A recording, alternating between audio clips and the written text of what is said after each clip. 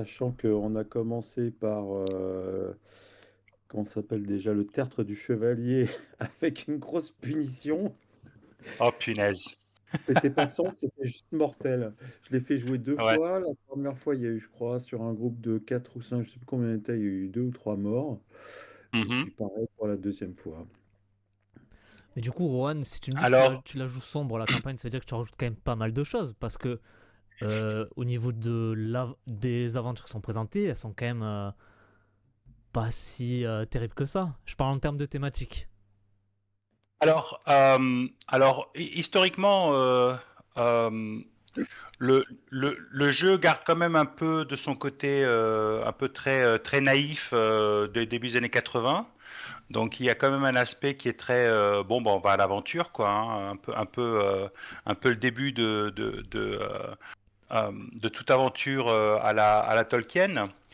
Après, quand tu regardes le contexte géopolitique, euh, l'arrivée des démons, le, le, le, le brouillard qui se répand, l'effet du brouillard, les créatures monstrueuses, le fait que même les orques en ont peur et qu'ils se retirent, et que les humains qui sont connus pour leur velléité euh,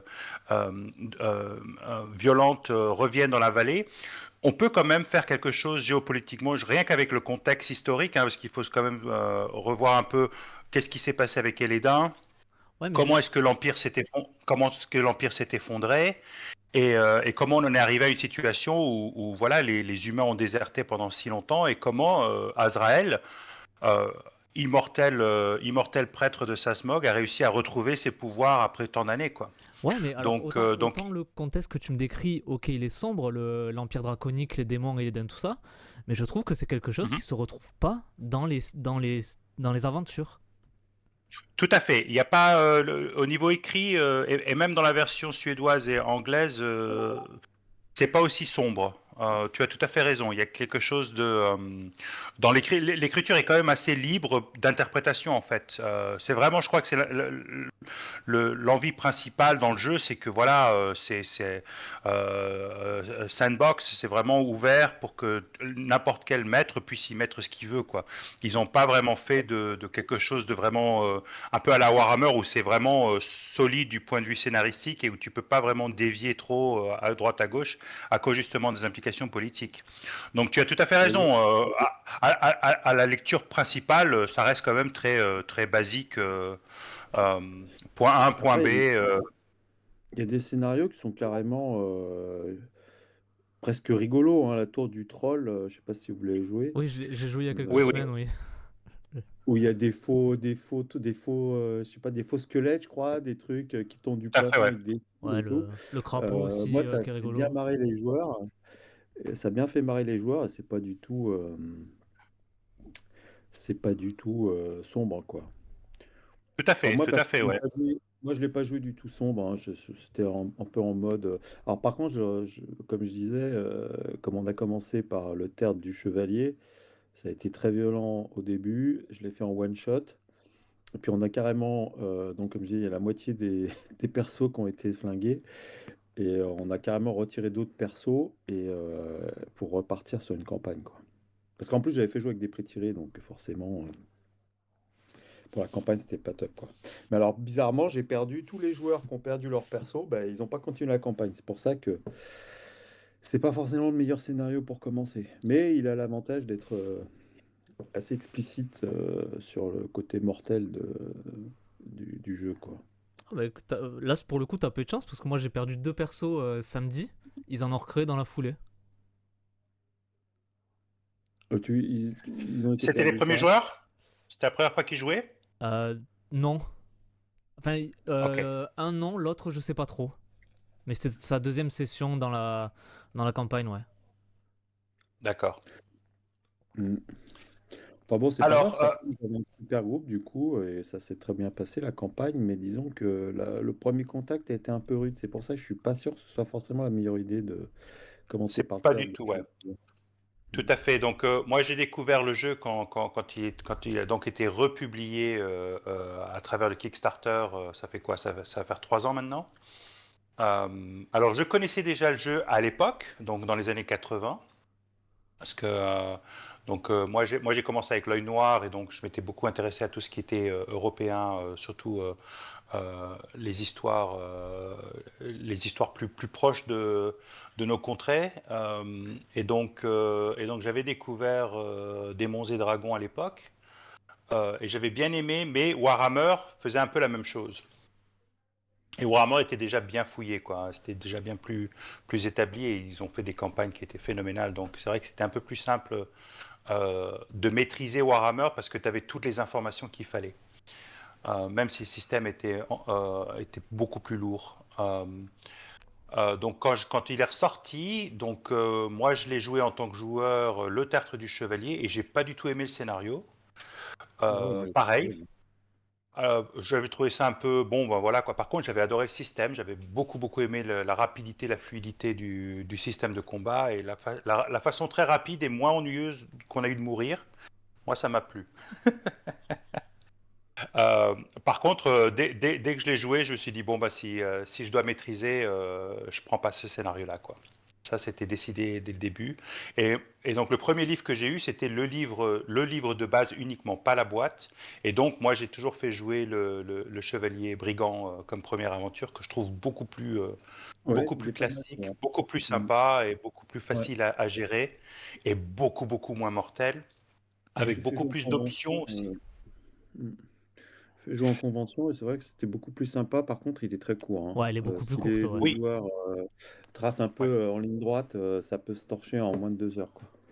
Tout à fait. Alors moi, ce que j'avais donc après j'ai écrit ma version de l'auberge du sanglier rouge, donc le fameux scénar de l'œil noir. Et ça m'a permis effectivement d'apporter un peu plus de nouveaux joueurs. Mais ce qui est génial par contre avec Dragonbane, et c'est ça que j'ai rajouté plus tard avec justement le chevalier avec le chevalier brigand, c'est le voyage jusqu'au château du chevalier brigand qui rajoute une bonne heure et que ça permet d'expliquer les règles de survie, de campement et ce genre de choses qu'on ne trouve pas dans le scénario originel. Mm. Bah, Alors on notre ami attend. débutant, du coup, il est toujours pas là. Bah oui, Quentin, il fait quoi là? Ok, il Bah, 5 en minutes de attendant, on retard. pourrait se présenter peut-être. Tout à fait, ouais. Ah Ah bah bah tiens, voilà, il Ah vient bah, de quand on parle m'arriver. du loup. on parle du démon, il montre les cornes. Bon, on va peut-être se faire un tour de table rapide de présentation. Je vais commencer. Donc moi, c'est Casa ou Michel Casabianca. Donc bah, moi, je joue depuis le début des années 80. J'ai commencé par Donjon Dragon en 1980. Donc je suis un vieux con, hein, c'est clair. Et du jeu de rôle en tout cas. Et puis du coup, bah, c'est moi qui ai mis en place le site yarzoengine.fr et puis le Discord. Et puis voilà, donc je joue sinon à plein d'autres trucs. Là en ce moment, je suis plutôt dans RunQuest. Et puis voilà. À qui le tour? Rohan.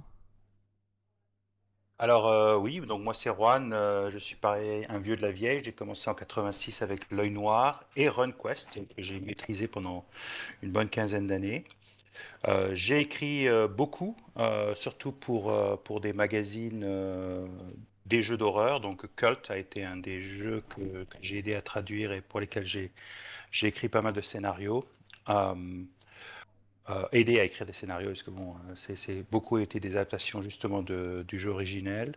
Et bon, voilà quoi. Donc, je suis maître de jeu depuis 40 ans et je me suis mis à Dragonbane donc quand il est ressorti il y a 3 ans. Donc, Ah oui, j'ai oublié de préciser que j'ai beaucoup bossé pour Savage Worlds. Donc j'ai participé à la traduction des bouquins en français. Et puis j'ai pas mal écrit sur le site de Torgan aussi. Mais je suis un peu un repenti de Savage Worlds, j'ai un peu laissé tomber. Pour switcher plutôt vers Year Zero. Et bah, du coup, moi, c'est Cyril. Alors, moi, j'ai dû commencer le jeu de rôle aux alentours de 2010, donc c'est beaucoup plus récent. Je crois mon premier gros jeu, mon premier vrai jeu que j'ai masterisé, c'était Degenesis, qui était déjà un bon gros bouquin. Et ouais, là, ça fait quelques années que je me suis tourné vers le Year Zero Engine, que je quitte que très rarement. Ben là, notamment pour Dragonbane, pour tout ce qui est Medfan, depuis que c'est sorti. Et je pense que j'ai la chance, comme beaucoup, de préférer mener des parties plutôt que de jouer. Donc ça me permet de jouer assez régulièrement, enfin, lorsque je le souhaite en fait. Donc c'est plutôt cool. Après, moi de mon côté, j'ai jamais travaillé dans le jeu de rôle ni quoi que ce soit. Donc j'aurais pas ces expériences-là. Et Quentin, est-ce que Ceci tu dit, es là, moi, Quentin? Est-ce que tu as un micro? Oui, Ah, oui, je viens d'arriver. salut Quentin. Désolé pour le retard, j'ai eu un problème de train, c'était un peu galère. Il n'y a pas de Mais je suis souci. bien arrivé chez moi. Je vais peut-être me présenter. Donc, je m'appelle Quentin, je suis joueur de jeux de rôle depuis 1 an et demi. Donc, je suis vraiment un noob comparé à vous. Mais c'est pas grave, je kiffe ça. C'est vraiment, en fait, ça a été d'abord une sorte de phase où je faisais beaucoup dessus. Enfin, je me suis beaucoup renseigné, etc. Et puis maintenant, c'est devenu un peu un bon gros passe-temps, voire une passion. Donc c'est très chouette. Je suis très content d'avoir découvert cet univers-là du jeu de rôle. Et donc j'ai commencé par du Donjons et Dragons sur une campagne que je continue là, euh, qui est l'Obélisque brisé. Et, euh, et c'est très chouette. Et là, il n'y a pas longtemps, j'ai un pote qui m'a proposé de jouer en virtuel à un jeu qui a été traduit récemment et qui s'appelait Dragonbane. Donc ça, c'était il y a quelques mois. Et j'ai adoré l'univers. Ce qui me plaît, c'est vraiment le côté un peu plus, entre guillemets, un réaliste, dans le sens où on ne devient pas des demi-dieux, quoi, à la fin d'une campagne, ou pas que je sache en tout cas. Non, non. Et, et voilà, j'adore ça. Et j'adore crafter, enfin faire des petits. Travailler le bois pour faire un écran de MJ ou des plateaux de jeu. Voilà, j'adore. Ah bah, très bien. Euh, Petite question rapide. Est-ce que ça va tout le monde du coup que la conversation soit enregistrée? Ah oui, moi, j'ai Pas de pas de souci. souci. Moi, ça me Rasta dérange pas. Rocket, tu peux pas présenter? Rasta Rocket, oui. Rasta Rocket, Ah ouais, comme Monsieur il est resté en Bradley. muet depuis tout à l'heure, je me suis dit qu'il était là juste pour écouter. Ah, ok. Enfin, j'ai peut-être. Est-ce que tu peux confirmer en tapant peut peut-être m'envoyer un petit message sur le Dragonbane pour qu'on sache si tu es juste spectateur, s'il te plaît. Leur cœur. Ah, il est peut-être en train de conduire. Mm. Ou alors il s'est endormi. Tout à fait, ouais. C'est nos voix suaves Oui, c'est ça. qui l'emmenaient dans le monde onirique. Très bien. Oui, donc pas de souci pour enregistrer. Donc, ce que je propose, c'est qu'on fasse un peu une introduction du jeu, de la campagne. Donc, l'historique un peu de ce qui se passe. Et puis ensuite, on peut peut-être parler des différents scénarios et de comment et répondre un peu les questions qui ont été posées au niveau des questions préliminaires que Quentin a posées au niveau de la lisière Ouais. et la Mhm. répétition en campagne, comment aider les joueurs dans Ouais. les combats et tout genre de choses, quoi. Ouais, Enfin, moi, d'ailleurs, je je me sais suis pas si fait- c'est ce que vous attendiez ou pas comme question. Bon, j'ai Après, mis ce qui me passait par la tête. ouais, Alors, pour Quentin, être honnête, vas-y, je t'en prie, Casa. ouais, juste Quentin, juste pour en préambule, j'ai envie de dire, je te conseille quand même pour commencer de peut-être plutôt de faire d'abord des one-shots. Alors bon, évidemment, ça peut être frustrant parce qu'une campagne, c'est Ah, plus. pardon, c'est vrai que j'ai oublié de préciser, mais oui, oui, mais en fait, j'ai fait des one-shots, effectivement. Ok, d'accord. J'en ai fait pas mal, et là, j'ai lancé une campagne, j'en ai lancé deux D'accord. de Dragonbane. Et Ok, parce que je croyais que tu commençais direct par une campagne, ce qui était quand même un peu casse-gueule, hein, faut être honnête. ouais, non, Ouais, mais super chaud, Vaut ouais. mieux commencer par j'aurais dû des petits prévenir. one-shots tranquilles, comme ça, si ça marche pas hyper bien, c'est pas très grave. Parce que quand tu te lances dans une campagne, d'une certaine manière, ça t'engage quand même un minimum par rapport à tes joueurs. Donc du coup, vaut mieux pas, Bien ouais, vaut sûr. mieux peut-être pas commencer direct par une campagne. Alors Non, après, c'est sûr, ouais. Mais j'ai commencé par la tour au croassement, et puis donc je Très l'ai bien, fait ouais. jouer 2 fois, et puis après, bah, là, je me lance, ils vont arriver sur Lisière, ils ont passé le truc de Drakmar, et la passe de Drakmar, et ils arrivent sur Lisière. après Ouais, et un autre Valbrume telle truc qu'elle est, aussi, quand tu penses. pardon, Ouais. Valbrume telle qu'elle est écrite, c'est Ouais, pas vas-y, la plus compliquée à mener quand même. vu qu'elle fait quand même des. Pour moi, c'est comme si on Mm. pouvait la mener comme si c'était une suite de one shot sans problème. Ok. Oui, tout à fait, ouais. Alors non, juste aussi un conseil quand même, je me dis que, il y a quand même pas mal de règles optionnelles dans, Dragonbane, donc peut-être que ça vaut le coup de commencer avec le minimum de règles. Alors quand même, je pense que par exemple, pousser un jet, c'est quand même une règle qui est optionnelle, mais qui est quasi indispensable. Mais, de pas se lancer avec toutes les règles, d'un coup quoi, peut-être, aussi. Mm. Après, tu vois, moi, par exemple, typiquement, l'histoire des armes tranchantes, contondantes, perforantes, tout ça, moi, je n'utilise pas. Ok. Ouais, Parce les que autres. je trouve que ça rajoute pas mal de prises de tête pour pas grand-chose. Donc, ouais, peut-être commencer avec un minimum de règles, histoire de... Parce qu'en fait, pour moi, c'est une question de charge mentale, c'est-à-dire que quand tu gères ta partie, tu as pas mal de trucs à gérer par rapport à l'histoire, etc. Et alors, si tu rajoutes toutes les règles d'un coup, que tu fais un gros paquet de règles, ça risque de bien te prendre la tête. Donc, peut-être commencer light, quoi. Alors surtout, par rapport à campagne versus one shot, c'est vrai que la campagne n'est pas complexe, mais néanmoins, commencer par une campagne, ça fait que tu dois quand même avoir une certaine stabilité narrative au niveau de tes personnages non joueurs, au niveau des lieux, qu'il y ait une sorte de réalisme derrière tout ça.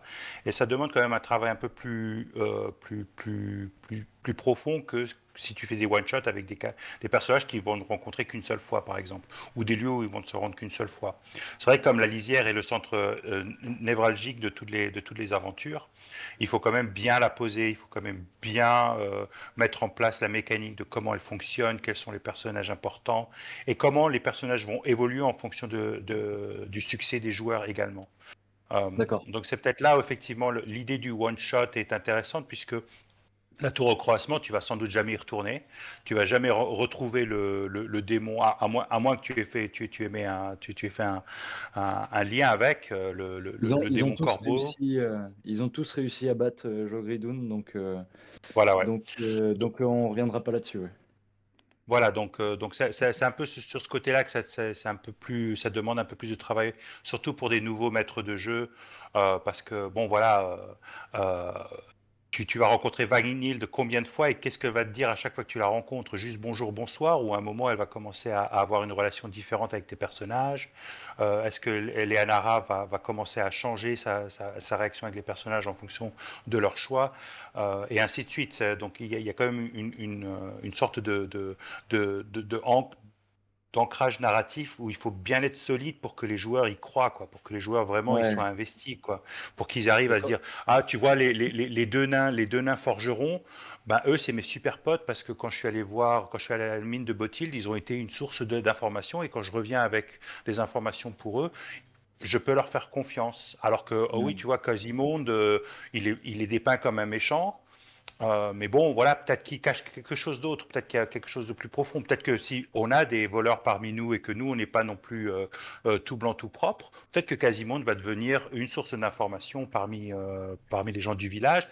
Et traîner avec Quasimodo va forcément pousser certains des gardes à nous regarder de façon un peu, ces gars-là, ils sont pas nets. Ouais, Tu vois, donc d'accord. c'est vraiment, Et il y a comment est-ce vraiment que une tu sorte fais pour de... retenir tout ça? Tu l'écris sur un petit bout de papier et puis après tu le mets sur ton ordi ou tu retiens de Alors, bon, tête? alors non, du point de vue technique, bon, alors, j'ai fait 3 fois la campagne, 2 fois en anglais, 1 fois en français, Ah, et donc je suis obligé de prendre des notes. Et surtout que ma campagne évolue en fonction des joueurs.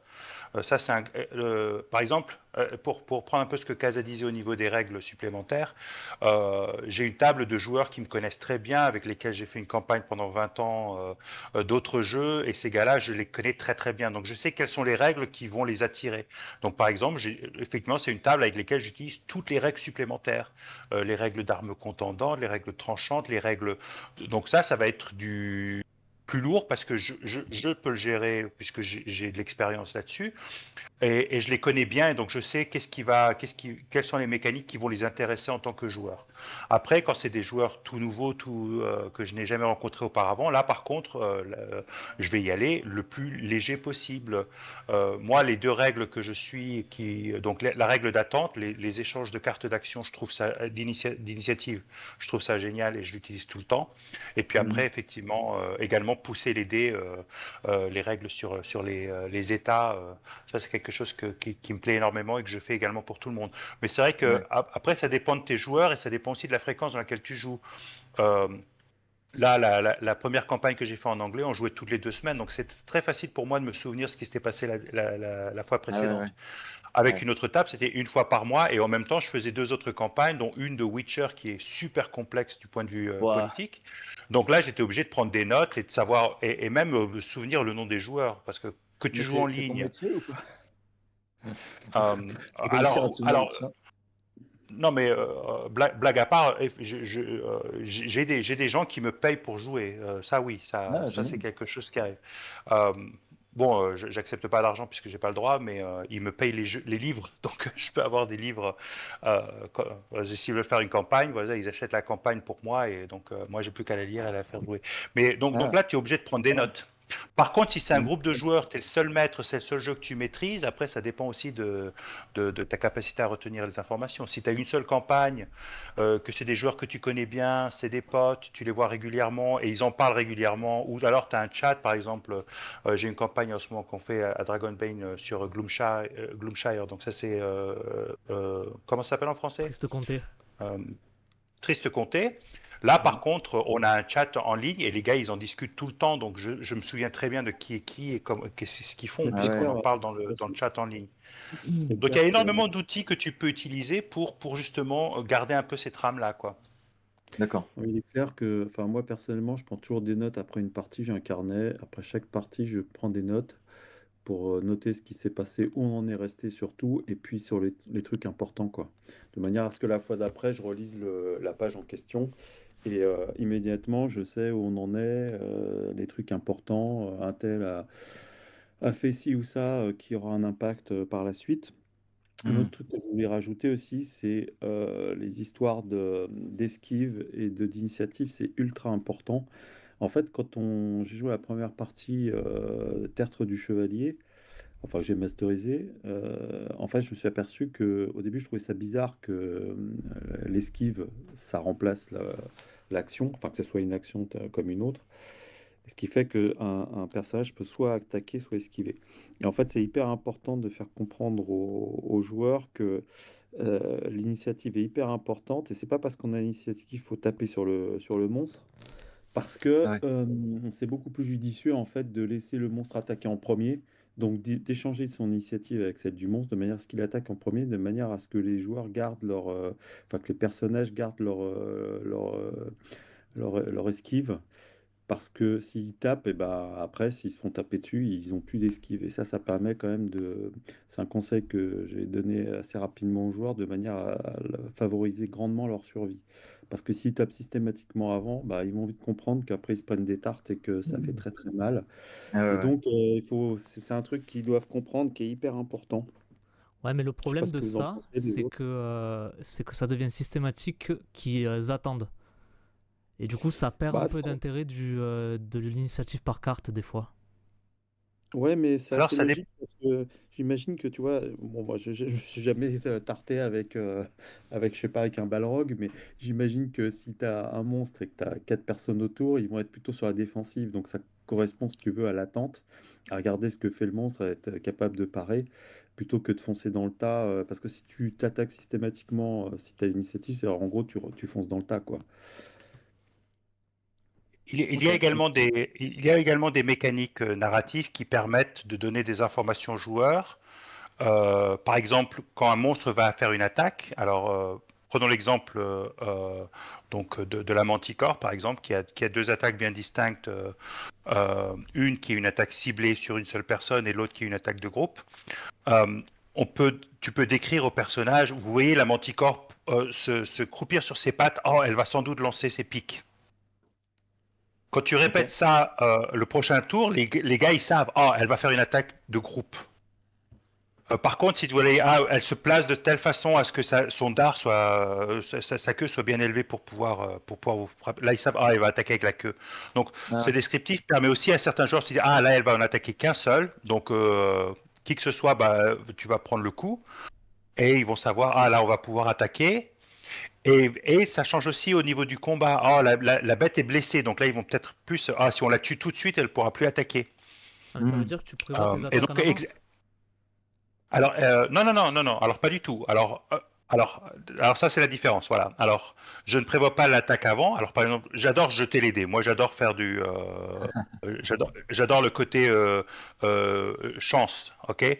Mais je lance le dé de l'attaque avant qu'on fasse l'initiative. Donc, je sais ce que le Ah, monstre ok. va Ouais, faire ok. juste avant le début de l'initiative. Et donc, ça me permet, moi, de gérer vous voyez la bête euh, reculer un peu, elle va sans doute bondir sur quelqu'un, tu vois, ce genre de choses. Et surtout, les personnages, certains vont être des personnages, par exemple, si tu as un guerrier, tu as un vétéran, donc le mec qui sait quel mouvement la bête va sans doute faire, tu vois. Donc, ça permet aussi aux joueurs de se rendre compte là. Ah voilà, il y a un peu comme dans les jeux vidéo, tu sais, quand tu rencontres le final boss, tu te rends compte qu'effectivement, il y a un système comment dire, il suit un certain système avant de faire une attaque. Donc, ça permet aussi aux joueurs de bien préparer et d'être un peu plus plongé dans le combat, pour dire. Hmm. Parce que c'est vrai que si tu fais que du bon, bah, vous faites quoi? Bah, j'attaque, je défends, j'attaque, je défends. Ça perd un peu aussi. Un peu Euh, répétitif. et puis Hmm. surtout, tu as des joueurs qui ont besoin de savoir qu'est-ce qui se passe autour. Par exemple, si tu veux faire une attaque dans le dos, un coup dans le dos, ou si tu veux faire une attaque précise, ou ce genre de choses, où ils veulent quel sort ils peuvent utiliser. Si vous êtes dans un bois et faire une boule de feu, ça a des conséquences différentes que faire un sort de glace, ou un enchevêtrement, par exemple, l'enchevêtrement et l'attaque, l'éclair, par exemple, ne fonctionnent pas de la même façon à l'intérieur qu'à l'extérieur. Donc, c'est aussi bien de rendre un peu la scène vivante pour donner aux joueurs également une sorte d'option, tu vois. Ah Ouais. là, je peux peut-être grimper sur le rocher derrière elle et me jeter sur son dos, faire ce genre de choses, qui fait que ça change un peu juste le coup. Bon, bah, j'attaque, je pars, j'esquive. Et moi, j'aimerais bien avoir votre avis sur, parce que je fais un truc, c'est que quand il y a, par exemple, une situation où il y a un combat, par exemple, dans la tour au croisement, bah, ils arrivent un moment dans une salle et il y a les squelettes qui commencent à s'animer. Et en fait, bah, moi, je décris la scène, tu vois, ils font un jet de discrétion. Et s'ils sont pas assez discrets, bah, en fait, il y a un des squelettes qui sent leur présence et qui commence à se lever et ils jettent leur regard sur une des personnes. Et en fait, il lève l'épée qu'il avait dans sa main, l'épée rouillée et cassée. Et en fait, il attaque directement la personne. Et là, je demande à lancer l'initiative, enfin, il tire les cartes. Et si la personne qui est attaquée n'a pas tiré l'initiative en première, eh ben, en fait, comme tel que je le décris, je dis que bah, c'est la personne qui est à côté et qui est en premier dans l'initiative, qui a le réflexe d'attaquer ou de défendre son ami. Et du coup, je me demandais si, en termes de narration, vous trouvez ça intéressant ou alors c'est un peu trop, comment dire, forcer le jeu pour les, pour les joueurs. Alors c'est intéressant et c'est surtout prévu dans les règles aussi. Il y a une partie Tout à fait, ouais, surprise c'est dans les règles. qui t'indique que si vraiment tu prends l'adversaire par surprise, tu choisis la carte. Ok. Donc là, C'est dans les c'est règles, Ah ouais. vraiment oui, à toi de voir comment tu veux jouer la scène. Mais si vraiment Hmm. les PJ sont pris par surprise, les squelettes peuvent choisir la carte. Ok, d'accord. Ah oui. Ouais, Ah, ouais. ok. Ah, j'avais Donc pas vu ça. oui, donc alors ça va dans les deux sens, hein, c'est-à-dire que s'ils ratent, les squelettes vont avoir l'initiative parce qu'ils se rendent compte qu'ils essayent de passer inaperçus et que donc ils savent un peu où est-ce qu'ils se placent. Parce que le personnage lui-même, il se dit ah je suis invisible et les squelettes Ouais. ils font ah, putain, on l'a vu lui. Donc là c'est aussi dans les deux cas. Donc oui, c'est effectivement très intéressant et c'est prévu dans les règles, oui. D'accord, ok. La surprise, l'attaque surprise et puis la discrétion, les règles de discrétion. Alors, C'est vrai que dans les moi, je règles, voulais c'est pas juste, toujours très explicite, que ça Par fonctionne dans les contre, deux par contre, sens.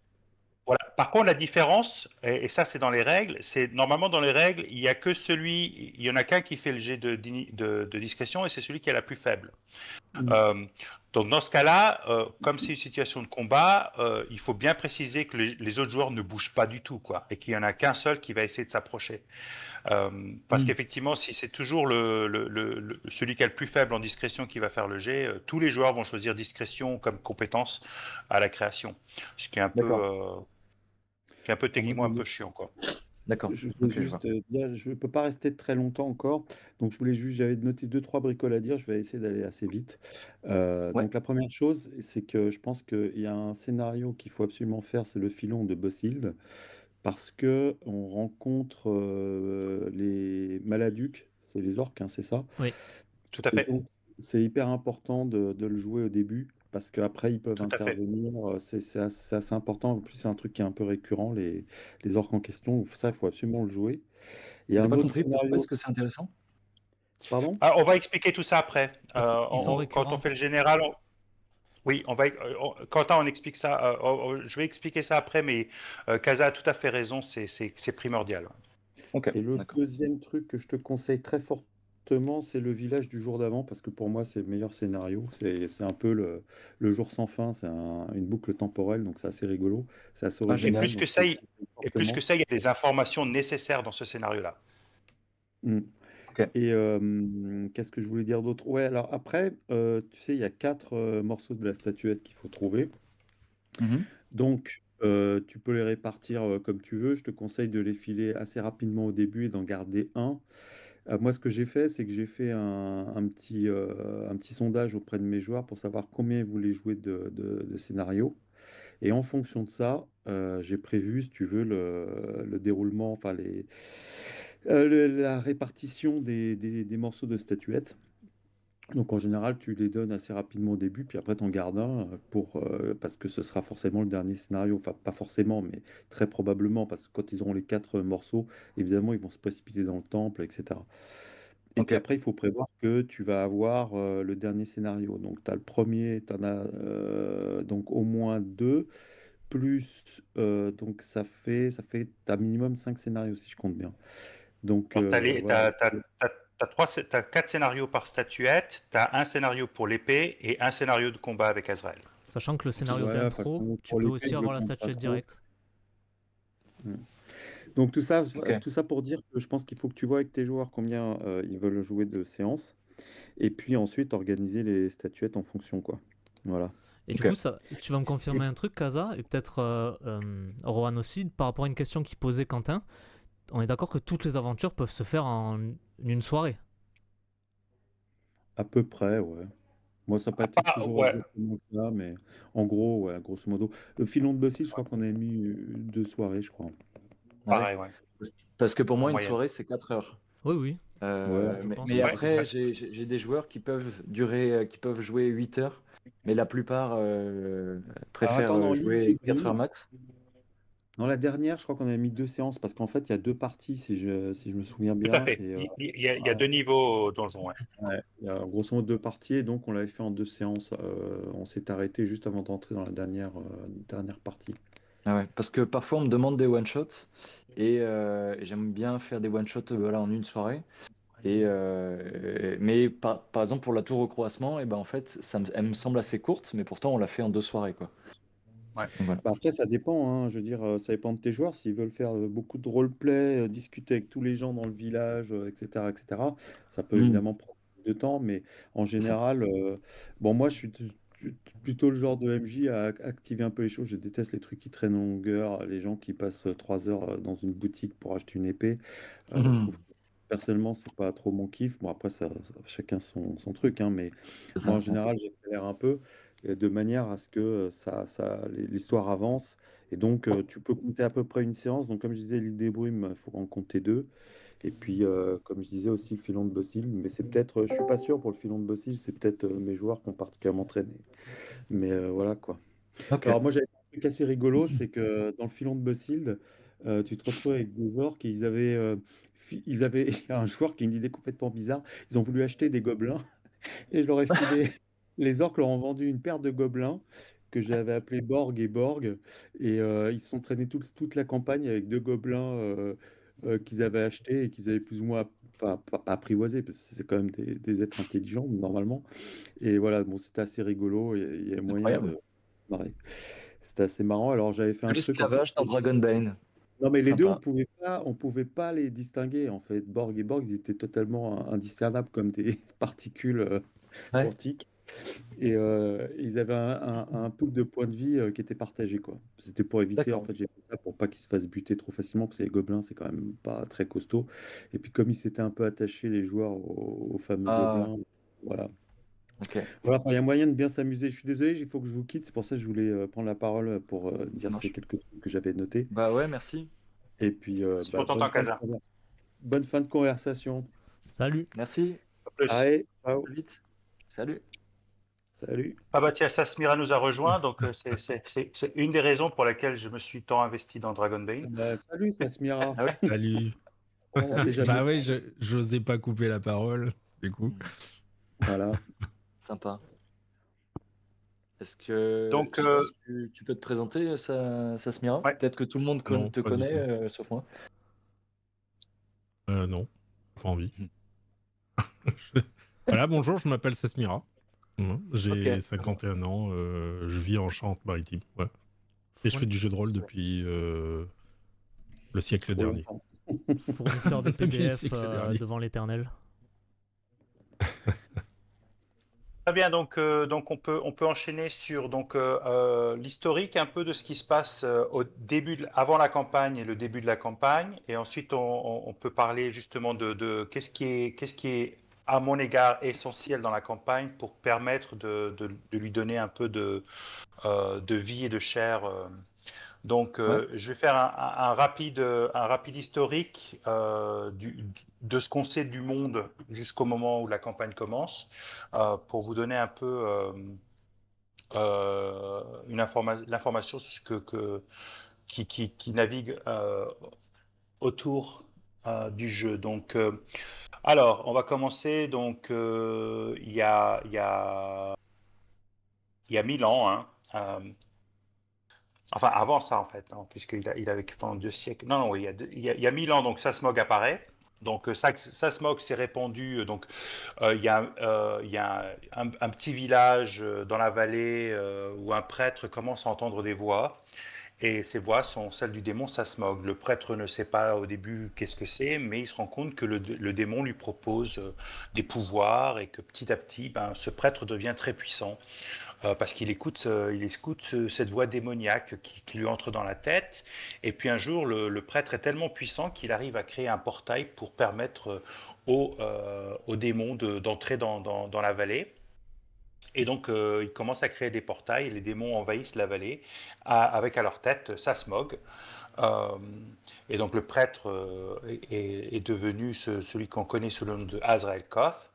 Et il devient le dirigeant de enfin la main droite de Sasmog pendant 200 ans. Donc ils vont diriger la vallée et les alentours avec leur, leur armée démoniaque. Pendant ce temps-là, les humains arrivent dans la vallée et les humains ils s'adaptent plutôt bien, mais il y a des groupes qui commencent à se former pour s'opposer donc à la tyrannie de Sasmog. Et parmi les gens, il y a un jeune homme du nom d'Elédin qui découvre un secret comment communiquer avec les dragons. Parce que les dragons sont des créatures mythiques qui n'en ont rien à faire de l'humanité. Mais lui, il a réussi à communiquer avec eux et à les diriger et à prendre leurs commandes et à les chevaucher. Et grâce à une armée de dragons et les gens qui le suivent, ils ont réussi à combattre Sasmog et le renvoyer euh, dans son univers démoniaque.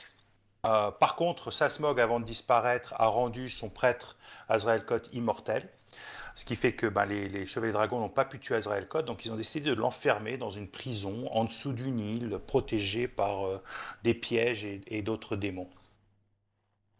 Et donc là, voilà, donc ça c'était il y a 800 ans, et Elédin se débarrasse de Sasmog.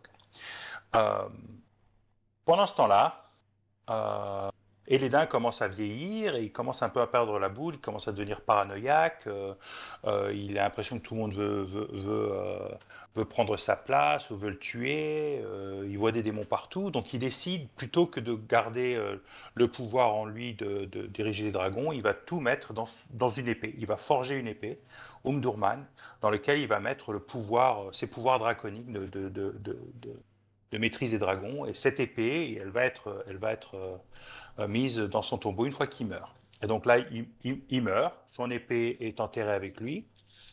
Par contre, ses enfants, il y a plusieurs fils, ils sont un peu, ils ont envie de prendre la place du papa, et ils entrent dans une guerre entre eux, assez stupide, et c'est comme ça que l'Empire s'effondre et que les souvenirs des Lédins ne deviennent que des mythes et légendes. Les humains quittent la vallée après ces incessantes guerres fratricides, et les orques envahissent la vallée et prennent leur place donc à travers les pics. Les nains et les elfes complètement déstabilisés les guerres humaines, les nains vont se réfugier dans leurs montagnes, et puis les elfes quittent simplement la vallée, quoi. Partent chercher d'autres forêts. Et donc ça, c'était il y a 600 ans, les orques envahissent la vallée. Et donc ça devient un lieu où les orques et les clans orques se, se, se déploient, et en fait il commence à y avoir des villages orques à droite à gauche, ils sont un peu partout, ils maîtrisent tout, ils connaissent la vallée mieux que personne, et ils ont différents clans qui ont leur propre raison politique d'être dans la forêt ou d'être dans la montagne. Et donc c'est pour ça que les orques sont vraiment très importants dans la vallée. Et puis un jour, la brume, la brume qui a donné à la vallée son nom originel revient. Et cette brume, elle fait peur à tout le monde, elle fait peur aux orques, parce que maintenant tout commence à se couvrir de façon très préoccupante. Des monstres apparaissent dans la forêt, dans les montagnes, dans les rivières, des créatures démoniaques sont aperçues à droite à gauche. Et là, beaucoup de gens prennent peur, donc, et entre autres ceux qui sont dans la vallée, donc les orques. Donc les orques se cassent. Une grande majorité des orques quittent la vallée parce qu'ils ont peur qu'effectivement les démons euh, reviennent, quoi, soit de retour. Et donc, forcément, avec le départ des orques, ben, les hommes, ils se disent, ah bah tiens, on va y retourner à la vallée, puisque maintenant il n'y a plus d'orques, donc on n'a plus qu'à se réinstaller et à construire, à reconstruire la ville en ruine au centre, là, la lisière. Et ça, c'était il y a 10 ans. Donc, qu'est-ce qui s'est passé entre-temps? Il s'est passé entre-temps que Azraël, qui avait été amoindri par le combat avec Elédin et par la perte de la présence de son maître dans la vallée, a doucement reconstruit son pouvoir. Doucement, il a commencé à reprendre des forces. Ça lui a pris 600 ans, mais là, maintenant, il a suffisamment de pouvoir pour répandre la brume et commencer à chuchoter aux oreilles des gens qui veulent bien l'écouter, et en l'occurrence, d'autres humains qui se disent « Ah ben tiens, on a la possibilité de devenir super puissant en trouvant un moyen de libérer Azrael Kot et faire revenir Sasmog dans la vallée. » Et donc ça, c'était il y a 10 ans.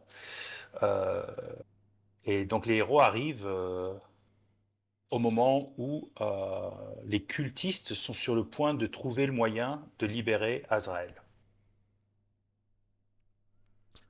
C'est pas Est-ce que vous avez des questions? c'est pas aussi clair dans la façon dont c'est présenté dans le bouquin. Tout à fait. Alors ça, c'est une collection de différentes informations que les joueurs, enfin que les maîtres et que l'équipe originale avait mis en place, basée sur ce qu'on sait du jeu des années 80, et puis sur les différentes, les petites informations disséminées ici et là, à droite à gauche. Euh, Donc, ce qu'on sait dans le livre de base en français, hein, c'est qu'effectivement, donc voilà, il y a une dizaine d'années, les humains ont commencé à rebâtir la lisière, et que les cultistes sont en train de gagner du terrain et qu'ils ont trouvé un moyen pour libérer Azrael Koth, qui est donc de trouver les statuettes de l'empereur Elédin pour ouvrir son tombeau, récupérer l'épée et libérer Azrael. Les joueurs vont être plongés dans cette situation politique où est-ce qu'ils vont se ranger du côté des cultistes ou est-ce qu'ils vont se ranger du côté de ceux qui veulent une fois pour toutes anéantir Azrael Koth et empêcher Sazmog pour revenir à tout jamais sur la vallée, quoi. Donc voilà un peu l'historique. Ok. Et là, tu as tout fait de tête ou alors ça a trouvé, je sais pas, un document Alors, il y a regroupe toutes plusieurs ces infos? il y a plusieurs documents qui peuvent être. Attends, alors laisse-moi voir là. Oui, alors sur le chat en anglais, oui, il y a effectivement. Attends, je vais vous mettre celui qui est peut-être le plus. Alors, je ne l'ai pas traduit, hein, mais c'est assez voilà, c'est super facile à traduire, hein, puisque bon, c'est très peu. Juste une seconde. Je vais le mettre Mhm. sur le chat en général. Euh, Où est-ce qu'il est? Sacré l'empereur Elédin. Voilà. Voilà. Alors, donc il y a celui-là qui est Oh. plutôt pas mal. Ah, pas mal. Et qui est très facile à traduire. Hmm. Que c'est vraiment de l'anglais basique. Euh, J'en ai un autre qui est un peu plus complexe et un peu plus en détail et qui définitivement a été traduit du suédois directement. Mais ça va peut-être vous aider parce que ça vous donne un peu une vision de quelles sont les forces en place. Euh, Là encore, je c'est pas ma création. Est-ce que c'est celui-là? Ouais, c'est celui-là. Voilà. Donc ça, c'est un joueur qui a fait ça. C'est un maître de jeu qui a fait ça. Donc on a le symbole de Sasmog au centre, là, comme vous pouvez le voir. Et puis ensuite, on a les différentes factions. Donc Azrael, Hmm. la lisière, le dragon, Elédin, les orques. Et donc en gros, comment ça se passe, quoi? Qui veut quoi et pourquoi ils sont là? Euh, Ah, donc, génial. donc, donc, en gros, du point de vue géopolitique, qu'est-ce qu'on a? On a une épée au centre du village, donc de la lisière, qui est protégée par des chevaliers dragons, le peu de chevaliers dragons qui restent de l'Empire des Lédins. Alors les joueurs ont sans doute entendu parler du chevalier dragon dans la tour au croissement, ou simplement ils découvrent ce que ce sont les chevaliers dragons, puisque ce sont des mythes et légendes qui sont appris quand ils étaient gamins, et il y a une poignée d'entre eux qui effectivement sont en train de garde le tombeau. Et parmi eux, il y en a quelques-uns qui sont déjà en train de faire la quête pour trouver les morceaux de la statuette. Et ils vont les rencontrer au fur et à mesure de la campagne. Et donc l'endroit là où ils vont sans doute les rencontrer, c'est le Fort Malus. Donc c'est là où ils vont rencontrer.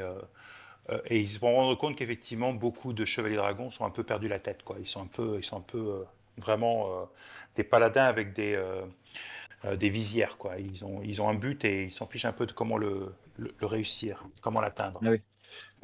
Alors, donc on a les chevaliers dragons, puis on a les orques. Alors les orques, il faut se souvenir qu'ils ont été là pendant 800 ans et qu'ils ont eu des clans, pardon, 600 ans, qu'ils ont plein de clans différents et que parmi ceux qui ne sont pas partis, il y a ceux qui veulent effectivement se débarrasser d'Azrael Koth.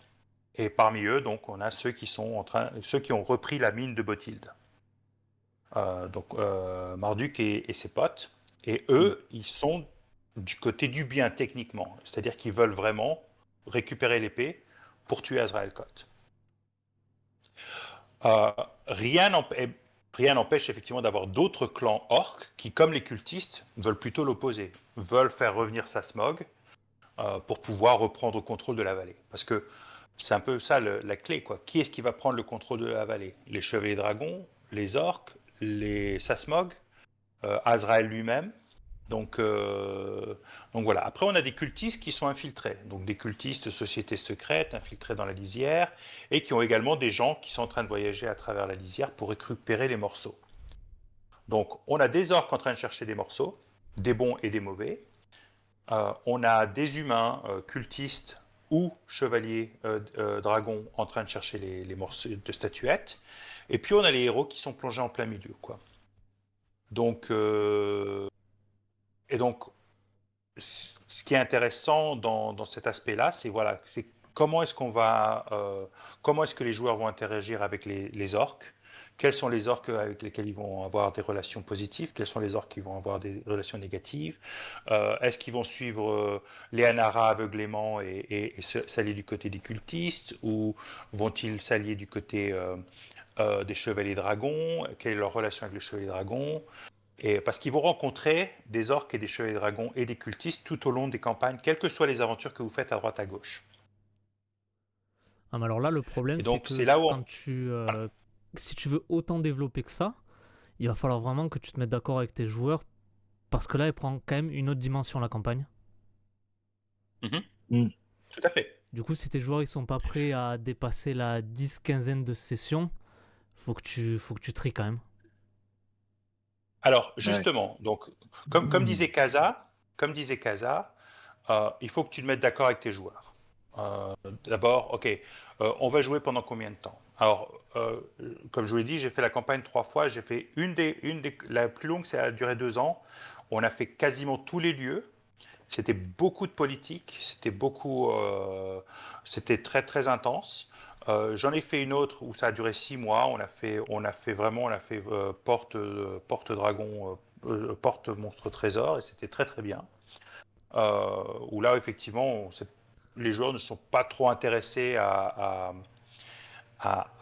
avoir des relations sociales ou politiques avec les différentes factions. Donc tu as vraiment deux façons de le jouer, quoi. Comme si tu as vraiment envie de faire que du one-shot, tu concentres ta campagne sur la lisière et sur des personnages clés de la lisière. Il y en a 3 techniquement. Il y a Leanara, il y a Van Hild, et puis ensuite, j'ai oublié son nom, le Alphilia. chef, Elphilia, voilà. Donc les 3 là, tu construis les quêtes autour de ces 3 là, parce qu'ils peuvent tous envoyer dans des quêtes, hein. Van Hill, ça va plutôt être il y a une fermière dont la maison a été attaquée par une bête du côté de l'oracle des yeux fermés, là, machin. De la cave des yeux fermés, j'ai oublié le titre en français. Et puis, on a entendu parler d'un oracle, peut-être que l'oracle dans la montagne pourra vous aider. Après, tu as Alphilia qui est plutôt dans le genre j'ai des chevaliers qui ont été paumés, j'ai pas eu de nouvelles d'eux depuis qu'ils sont allés au Fort Malus. J'en ai d'autres au temple pourpre là-bas, machin. Et après, tu as Leanara qui va vous dire ah non, j'ai entendu des rumeurs, le tertre du chevalier, la tour des soupirs. Donc, il y a vraiment un moyen d'utiliser ces 3 personnages comme étant les clés principales de quête. Si tu veux vraiment la jouer quête, voilà, tu as une ville et eux, ils vont juste se reposer et puis chaque jour, ils font une quête différente. Ça, c'est tout à fait Mm. possible, hein. Et c'est un peu comme ça que ça a été écrit à la base. C'est du genre, bon, bah voilà, on a un petit village, il y a des gens qui donnent des quêtes, et parmi ces quêtes-là, ben, vous allez trouver les statuettes. Puis vous ouvrez le tombeau, vous récupérez l'épée, vous allez sur l'île euh, euh, euh, et vous vous débarrassez d'Azrael Kot. Donc tu peux très bien le Ok. jouer comme ça. Et ça peut être fait en 10, 15 sessions de 4 heures sans problème. Même Mm. voire plus court si tu veux vraiment, si tu fais en sorte que chaque lieu où ils vont, ils trouvent une statuette, voilà, au bout de 5 scénarios, c'est fini. D'accord. Après, Ok. si tu veux vraiment faire une campagne un peu plus étoffée, avec de la politique, avec des lieux plus vivants, là, effectivement, il faut que tu rentres un peu dans la politique des clans, la politique des chevaliers, parce que même les chevaliers dragons ne sont pas d'accord entre eux. Ouais. T'en as qui sont vraiment fanatiques, t'en as d'autres qui sont plutôt non, on est là pour protéger les gens. T'en as qui sont vraiment loyaux à Elédin, d'autres qui sont vraiment là pour le pouvoir parce qu'ils ont une belle armure et une grosse épée. Ouais, mais Les alors, cultistes, pareil. quitte à faire ça, est-ce qu'il faudrait pas mieux se diriger vers une autre campagne où tu auras beaucoup plus d'informations pour le meneur, au lieu qu'il ait à tout broder lui-même? Alors, ça dépend. Alors après ça dépend de toi en tant que maître de jeu. Moi, personnellement, je préfère rajouter des choses moi-même que d'adapter un scénario qui existe déjà. Alors, je te donne un exemple. Euh, j'ai beaucoup. Donc, je parlais de Warhammer avant. Il y a des campagnes de Warhammer qui sont très similaires à cette campagne, mais où c'est très lourd politiquement. Donc, j'aurais très bien pu adapter ça et dire bon, ben voilà, on fait ça à la lisière. Ou alors, moi, tout simplement dire bon, ben en fait, Marduk a un frère qui ne l'aime pas et il a créé son propre clan et lui, il est opposé à retrouver l'épée d'Umdurman. Voilà. Donc ça, c'est beaucoup plus simple pour moi à faire. Voilà, elle a un frère qui ne l'aime pas et qui a envie de prendre la tête du clan, plutôt que d'aller chercher à droite à gauche un scénario où je vais pouvoir adapter. Non, Parce mais que je voilà, posais la tu changes question une surtout, ligne. surtout par rapport à Quentin qui se pose lui-même aussi beaucoup de questions. Qu'est-ce qui... Voilà, donc Quentin, qu'est-ce que tu penses qui serait le plus facile pour toi? tout à fait. Sachant qu'en fait, Dragonbane Euh, peut facilement être adapté pour des campagnes qui ne sont pas prévues pour Dragonbane. Ouais, alors perso, bon, l'univers moi me plaît énormément et je pense que je suis assez à l'aise à improviser, ajouter des éléments, tu vois. Bah, après, en fait, j'ai deux tables. Une table où on se voit une fois par mois et là, je pense que ça va plus être du porte dragon euh, où il y aura pas trop de politique et une autre où bah, on prévoit de se voir une fois toutes les 2 semaines. Eux, je les sens bien partis pour comment dire, faire un peu de politique. Enfin, ils sont bien intéressés par ce genre de choses, quoi. Ok. Donc, ouais, ça me fait pas peur en tout cas. Et les deux, Mais ça sera la à même voir. campagne? Ça sera la même campagne, Ok. ouais. Ah, alors, du coup, Alors là, après, faut vraiment que tu prennes des notes, je pense. ouais, Ouais, ouais. ouais. C'était ce que j'étais en train de me dire effectivement tout à l'heure. Il y a moyen que je confonde parfois les parties, donc c'est vrai qu'il faudrait que je prenne des notes. La façon la Plus de plus notes. simple de la façon la plus simple de le faire, c'est de toujours euh, avoir les joueurs comme étant la troisième option. Alors, qu'est-ce que je veux dire par là? Alors, on a les chevaliers dragons, on a les orques, on a les cultistes et on a le village. Donc, là, ça fait quatre lieux, quatre factions, si tu veux. Donc, les villageois, eux, qui sont juste là pour repeupler la vallée, qui ont envie de vivre calmement, qui ont envie d'avoir des fermes où ils peuvent travailler. On a les chevaliers dragons, donc un groupe qui veut simplement protéger l'épée et que l'épée ne sorte jamais du tombeau. Un autre groupe qui est non, non, il faut qu'on retrouve les morceaux, qu'on récupère l'épée et qu'on aille tuer Azrael Kot. Les cultistes qui veulent récupérer l'épée. Et les orques qui veulent donc également récupérer l'épée. Donc, quant à ces quatre factions-là, ensuite, tu dois pouvoir construire dans chaque faction euh, euh, des sous-factions. Donc, ceux qui sont pour une attaque frontale ou ceux qui sont opposés. Donc, par exemple, Hmm. chez Zork, tu vas avoir un clan qui veut récupérer l'épée pour tuer Azrael-Kot et un autre, un clan qui veut récupérer l'épée pour s'allier avec les cultistes. Ça, c'est Ouais, un c'est ça. exemple. Voilà. Une fois que tu as ces quatre trucs-là, tu peux improviser assez librement en disant bon, alors ce chevalier dragon-là, il est plutôt un fanatique, donc euh, les joueurs vont le suivre ou pas. Donc là, ils vont avoir un choix. Euh, donc ça reste manichéen, ça reste assez basique, sans rentrer Oui. trop profondément dans la politique, mais ça donne quand même un choix aux joueurs, quoi, où les joueurs se disent ouais, mais attends, il y a une troisième solution. La troisième solution, c'est nous qui décidons une fois qu'on a l'épée. Qui va bénéficier du pouvoir. Parce qu'en gros, c'est ça, quoi. C'est, à un moment, les joueurs, ils vont être les chevaliers dragons leur font confiance, les orques leur font confiance, les villageois leur font confiance. Qui est-ce qui va être derrière les joueurs une fois qu'ils ont récupéré l'épée, quoi? Qui est-ce qui va les suivre? Hmm. Et ça, Ok. c'est là où tu donnes aux joueurs la raison d'être là, quoi. Parce que il y a une faction dont j'ai pas parlé et que moi j'introduis petit à petit à droite à gauche dans toutes mes campagnes, c'est que ce ne sont pas les seuls groupes de héros dans la région. Euh, dans la campagne elle-même, ils disent ah ben il y a plein de gens qui viennent dans cette région pour trouver gloire et fortune. C'est-à-dire qu'il y a d'autres groupes de héros qui se baladent. T'as une autre équipe de 4 gars qui se baladent, t'as une autre équipe de 5 gars qui se baladent, t'as un chasseur de trésors, t'as un tueur de monstres. Donc il y a d'autres gens aussi qui sont là pour la même raison qu'eux. Ah ouais, pas mal. Donc, donc tu peux la jouer comme une course. Quelle va être l'équipe qui va avoir toutes les pièces d'abord? Et donc là, tu peux effectivement faire une campagne très courte. Ou alors, ces autres héros, bah, il y en a qui sont mauvais, il y en a qui sont méchants, ils peuvent aussi les rencontrer dans des... c'est un peu ce qui se passe dans l'île au soupir, la tour au soupir, c'est qu'ils rencontrent des brigands. Qu'est-ce qu'ils font là, les brigands? Pourquoi est-ce qu'ils sont là? Ils cherchent un trésor. Donc voilà, c'est un groupe de héros. Eux, ils en ont rien à foutre de Sasmog, ils sont juste là pour trouver des objets magiques. Ça, c'est Hmm. un exemple. Donc Ouais. voilà, après, tu as aussi cette option-là. Donc, c'est vraiment ouvert du point de vue de comment tu veux le jouer. Donc, après, c'est comme Cyril le disait, toi, tu te sens le plus confortable. Ok. Ouais, et puis après, il faut Et tester sinon- aussi, tester et voir ce qui marche pas. Ouais, et puis bon, voilà, c'est du jeu de rôle. Après, c'est pas censé. Voilà, s'il y a des fils de scénario qui ne mènent nulle part, ça pose aucun souci, quoi. Ouais. Ah, mais du coup, par rapport à tes questions, là, tu vas avoir des réponses différentes en fonction si tu veux un peu rusher l'aventure ou vraiment prendre ton temps. Ouais. Ouais, ouais. Et toi, Cyril? Alors moi je l'ai pas fait la campagne parce que... alors je l'ai lu, j'ai fait des scénarios, mais je trouvais que pour quelle est cette profondeur qu'elle a quand toi t'en parles, je trouvais qu'il y avait beaucoup de travail à faire. Et quitte à faire ce Mhm. travail, je préférais le faire sur le Châtiment du Corbeau de Forbidden Lands, qui est une D'accord. campagne très similaire. Très Mais bon du coup, scénario. ouais, mais Très du très coup bon scénario. j'ai introduit pas mal de sites d'aventure dans le, dans le Corvan, dans le Châtiment du Corbeau.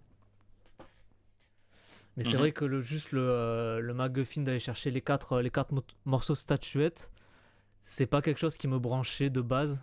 Et encore une fois, si je voulais développer, j'ai préféré développer l'autre. Tout à fait, ouais. Après, moi, je l'avais quand même commencé celle-là. Effectivement, moi, c'était un peu parti en. En vrai, moi, Quasimodo, il avait pris le contrôle de la lisière. Il avait livré Mhm. Alphilia comment il s'appelle? Aux gardiens de la flamme immaculée parce qu'ils avaient un chef corrompu. Enfin, c'était parti Ouais, vraiment. ouais. Tu peux Mhm. faire beaucoup de choses. Hmm. Après, il faut. Alors, par exemple, voilà, ouais, tout à Vas-y, vas-y, fait. vas-y. Alors, Quasimodo, par exemple, comme il avait l'air.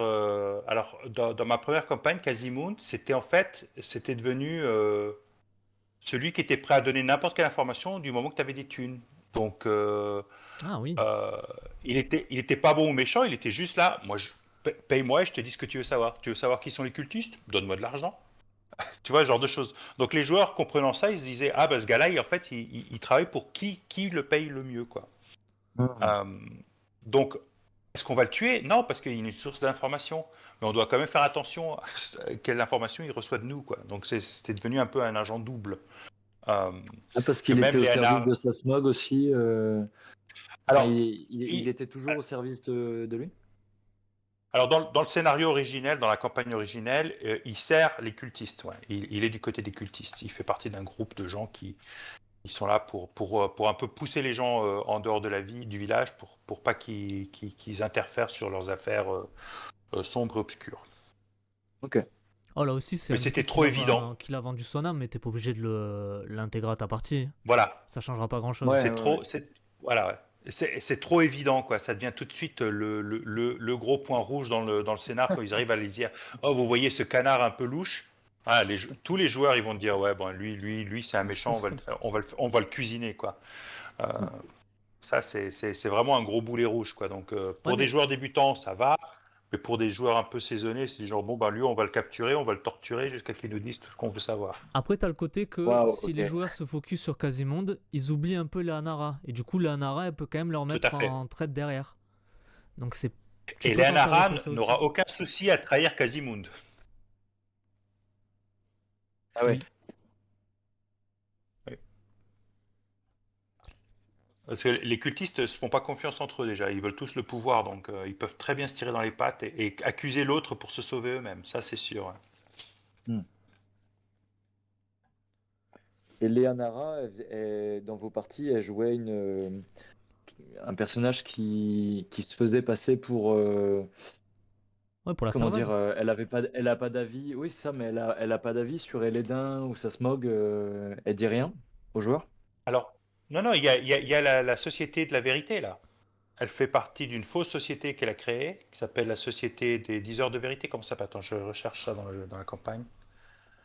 Oui, elle prétend faire partie d'une secte qui s'occupe de réinstaurer la vérité, donc ils veulent récupérer les statuettes pour pouvoir faire revenir la vérité des Lédins. Mais c'est du pipeau, bien évidemment. Cette société Hmm. n'existe pas. D'ailleurs, un de mes joueurs a essayé de faire des recherches sur cette société-là et s'est rendu compte qu'elle n'existait pas. Et donc, c'est ça qui lui a donné la puce à l'oreille que Leonara, en fait, c'est pas, elle dit pas ce qu'elle est vraiment. Euh, dans ma première campagne, Leonara, c'était celle qui dirigeait les cultistes ouvertement, quoi.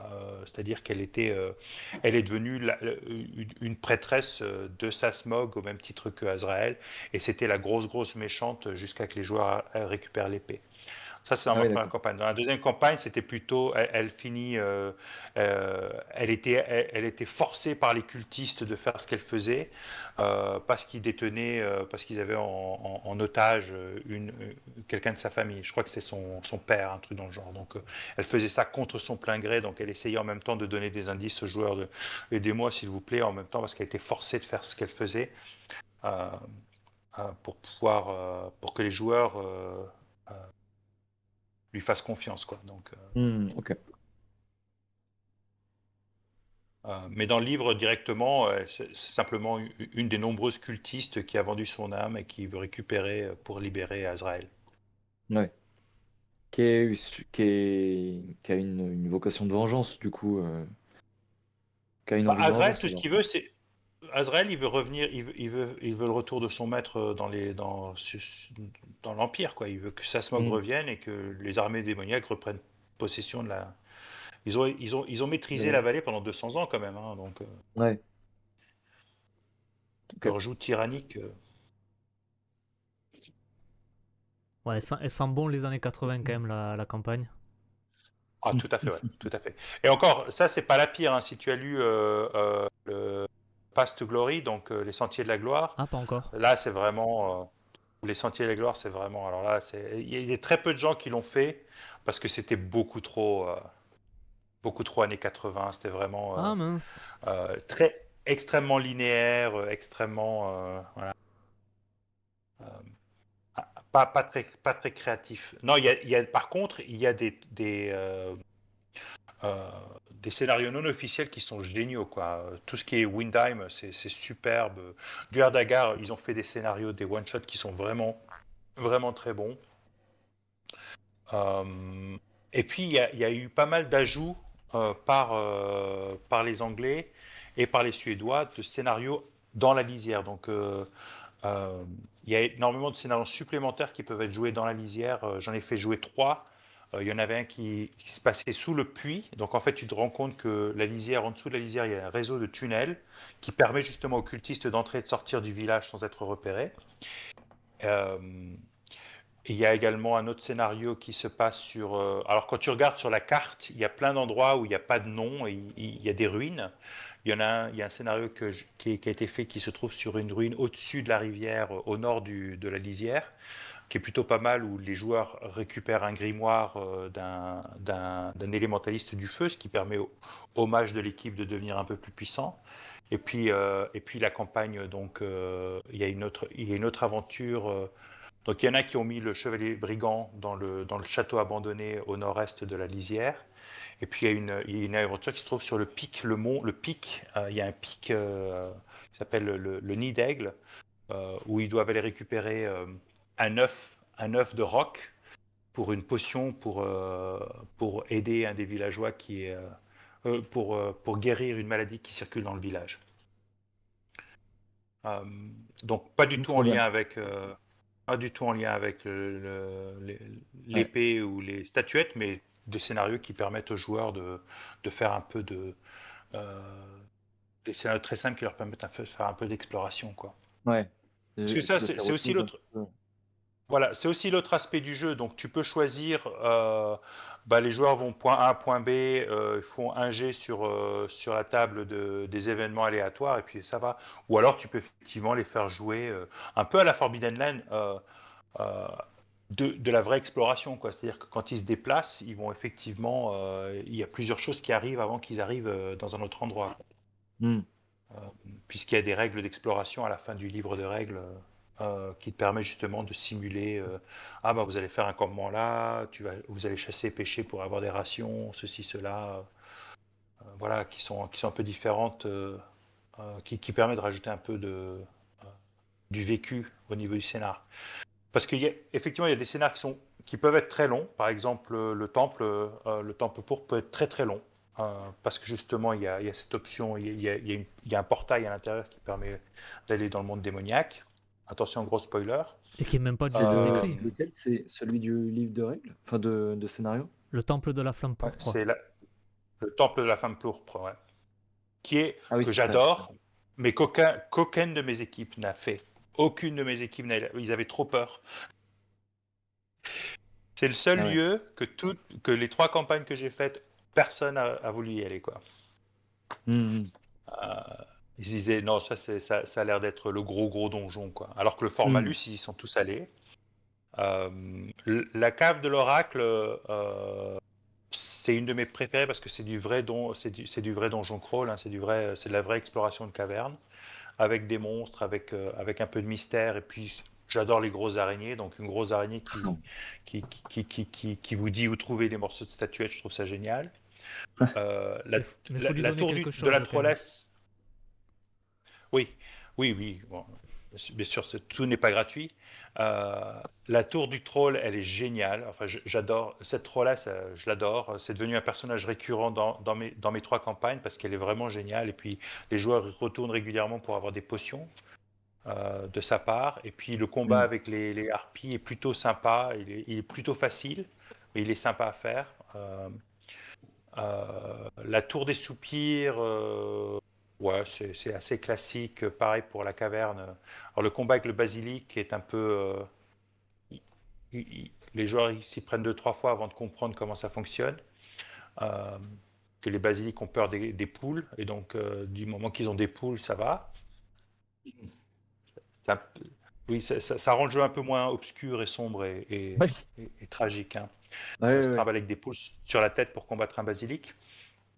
Euh, la, le, La fin de la route, comment s'appelle le scénario en français? L'auberge de la L'auberge au fin bout de de la la route. route. Ouais. Celui-là, alors, c'est vraiment un mystère pourquoi il fait partie de la campagne. Ça, c'est vraiment un one-shot qui peut être joué dans n'importe quel. Il n'y a aucun rapport avec Sasmog. Ah oui. Donc les joueurs se retrouvent dans un inn et ils se retrouvent prisonniers dans un univers onirique qui est une sorte de, un peu comme dans Stranger Things, hein, c'est un peu le versant négatif de la réalité. Et en fait, ils découvrent qu'il y a une sorcière qui a été emprisonnée là et que voilà, il y a tout un secret derrière. Et ça vraiment, c'est complètement différent de tous les autres scénarios. Il y a un esprit différent. Là, tu peux vraiment la jouer scénario d'horreur. C'est vraiment sombre et bien glauque. Et ça, par contre, c'est vraiment, ça n'a rien à voir dans la campagne. C'est plutôt sympa si tu aimes les bons scénarios d'horreur. Ouais, un truc à faire Euh, Halloween, quoi. voilà. Le village du jour d'avant est super. Donc oui, effectivement, c'est du jour sans fin. Et c'est vraiment. Et puis là, tu peux effectivement rajouter un peu plus historique puisque le village du jour d'avant, c'est l'ancien magicien de Elédin qui est allé retrouver là, qui s'est retrouvé là-bas et qui est un peu devenu fou lui-même. Et il a vendu son âme à un démon qui l'a rendu immortel. Le problème, c'est que l'immortalité, c'est un jour sans fin. Donc en fait, c'est pas le gars, il vit pendant 100 ans sans crever. C'est le même jour se reproduit ad vitam aeternam. Et Ah ouais. donc c'est un peu, ouais, c'est vraiment les démons qui se sont bien foutus de sa gueule.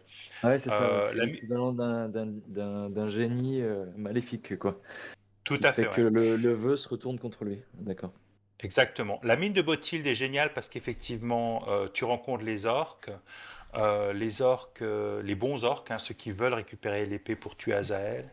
Et ça permet aussi aux joueurs de se rendre compte que l'univers est beaucoup plus gris que d'autres univers d'Heroic Fantasy où les orques sont toujours des méchants. Là, non. Et puis, tu peux aussi. il y a aussi une option là où tu peux un peu changer l'angle du jeu. Si tu as des joueurs qui veulent jouer des orques et des gobelins, ils peuvent très bien venir d'un de ces clans-là, quoi. Comme Kaza Mm. disait, parler de Borg et Borg, oui, les joueurs peuvent jouer des gobelins, les joueurs peuvent être des orques. Euh, Dans ma première campagne, j'ai fait qu'en fait, quand ils passent la passe de Dragmar, les orques, c'est deux clans de gobelins qui se battent les uns les autres, et t'en as un qui a récupéré la statuette et s'est enfui avec, et l'autre qui est resté pour combattre les héros, parce qu'ils pensent que les héros sont de mèche avec les autres gobelins, quoi. Et Mm. donc là, les joueurs se rendent compte que les gobelins, ben, il y a deux factions différentes, quoi. Et donc quand ils voient la mine de Motil, ils retrouvent les gobelins qui ont volé la première partie de la statuette, et ils se rendent compte que ces gobelins-là ont le même but que les Anara, qui est de récupérer l'épée pour tuer Azrael. Bien sûr, les Anara sont en train de mentir, hein, puisqu'elles veulent libérer Azrael. Mm. Mais là, ça permettait effectivement aux joueurs de se dire, ah, tous les gobelins ne sont pas les mêmes et tous les orques ne sont pas les mêmes. Il y a des clans et qu'il y en a qui se battent entre eux. Donc, il faut savoir choisir son camp. Tous Euh, les gobelins ne sont pas nazis. Tout à fait. Génial. Ou stupide aussi, hein, parce que le gobelin que les joueurs découvrent dans le tertre du chevalier, on va le retrouver plusieurs fois. C'est aussi un des personnages aléatoires qu'on rencontre dans la forêt, par exemple.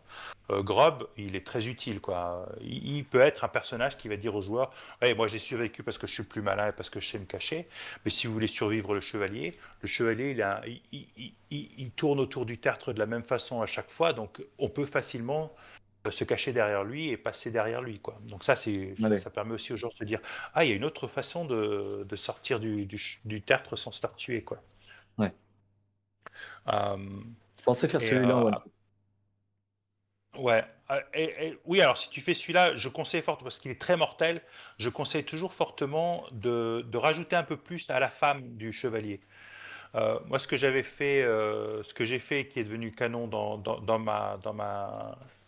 mon approche du scénar, c'est que j'ai fait que elle a perdu sa bague de mariage.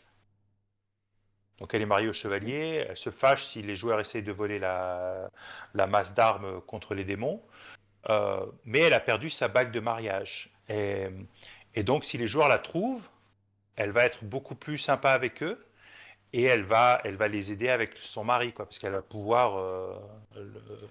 Ce qui la retient là, c'est quand même son amour qu'elle a pour son mari. Donc ça va permettre aux joueurs aussi de pouvoir négocier avec le, le fantôme, quoi. Donc ça, D'accord, c'est une ok. option, par exemple. Voilà, parce que bon, elle est là, mais bon, elle est juste là pour. Elle joue le rôle du piège dans le scénario, ce qui est un peu dommage. On peut en faire un peu plus, quoi. Ouais.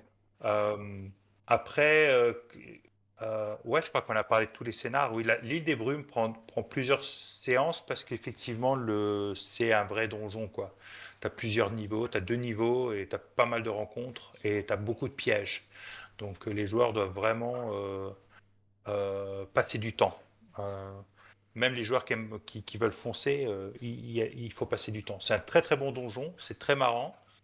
Euh, il y a deux combats qui sont plutôt balèzes. Et Azrael, le combat avec Azrael est super, quoi. Je trouvais génial. Juste pour te donner une idée, un de mes joueurs avait appris le sort bannissement exprès pour combattre les démons. Mhm. Et il arrive devant Azrael. Azrael se lève et commence à faire son speech de je vais libérer la vallée de la présence des humains en ramenant sa smog, machin. Et le mec lui balance bannissement en mettant le maximum, tu vois, rang 3. Il utilise 60% de ses points de volonté pour faire le sort. Et là, je lui apprends que ben, c'est pas un démon et c'est pas un mort-vivant, c'est un humain. Donc ton sort, il Mhm. sert à rien. Alors la gueule des joueurs autour de la table. Quoi? C'est un humain? Bah oui, c'est juste un humain, c'est pas un démon. C'est pas bannissement, c'est contre les démons et les morts-vivants. Lui, c'est pas le cas. Et donc ils étaient tous dépités, forcément. Ah, Donc ça, le plan foutu à l'eau. voilà, c'était le plan foutu à l'eau, quoi. Et puis une boule de fort était plus pratique là sur le coup. Donc ouais, ça c'est un exemple, par exemple.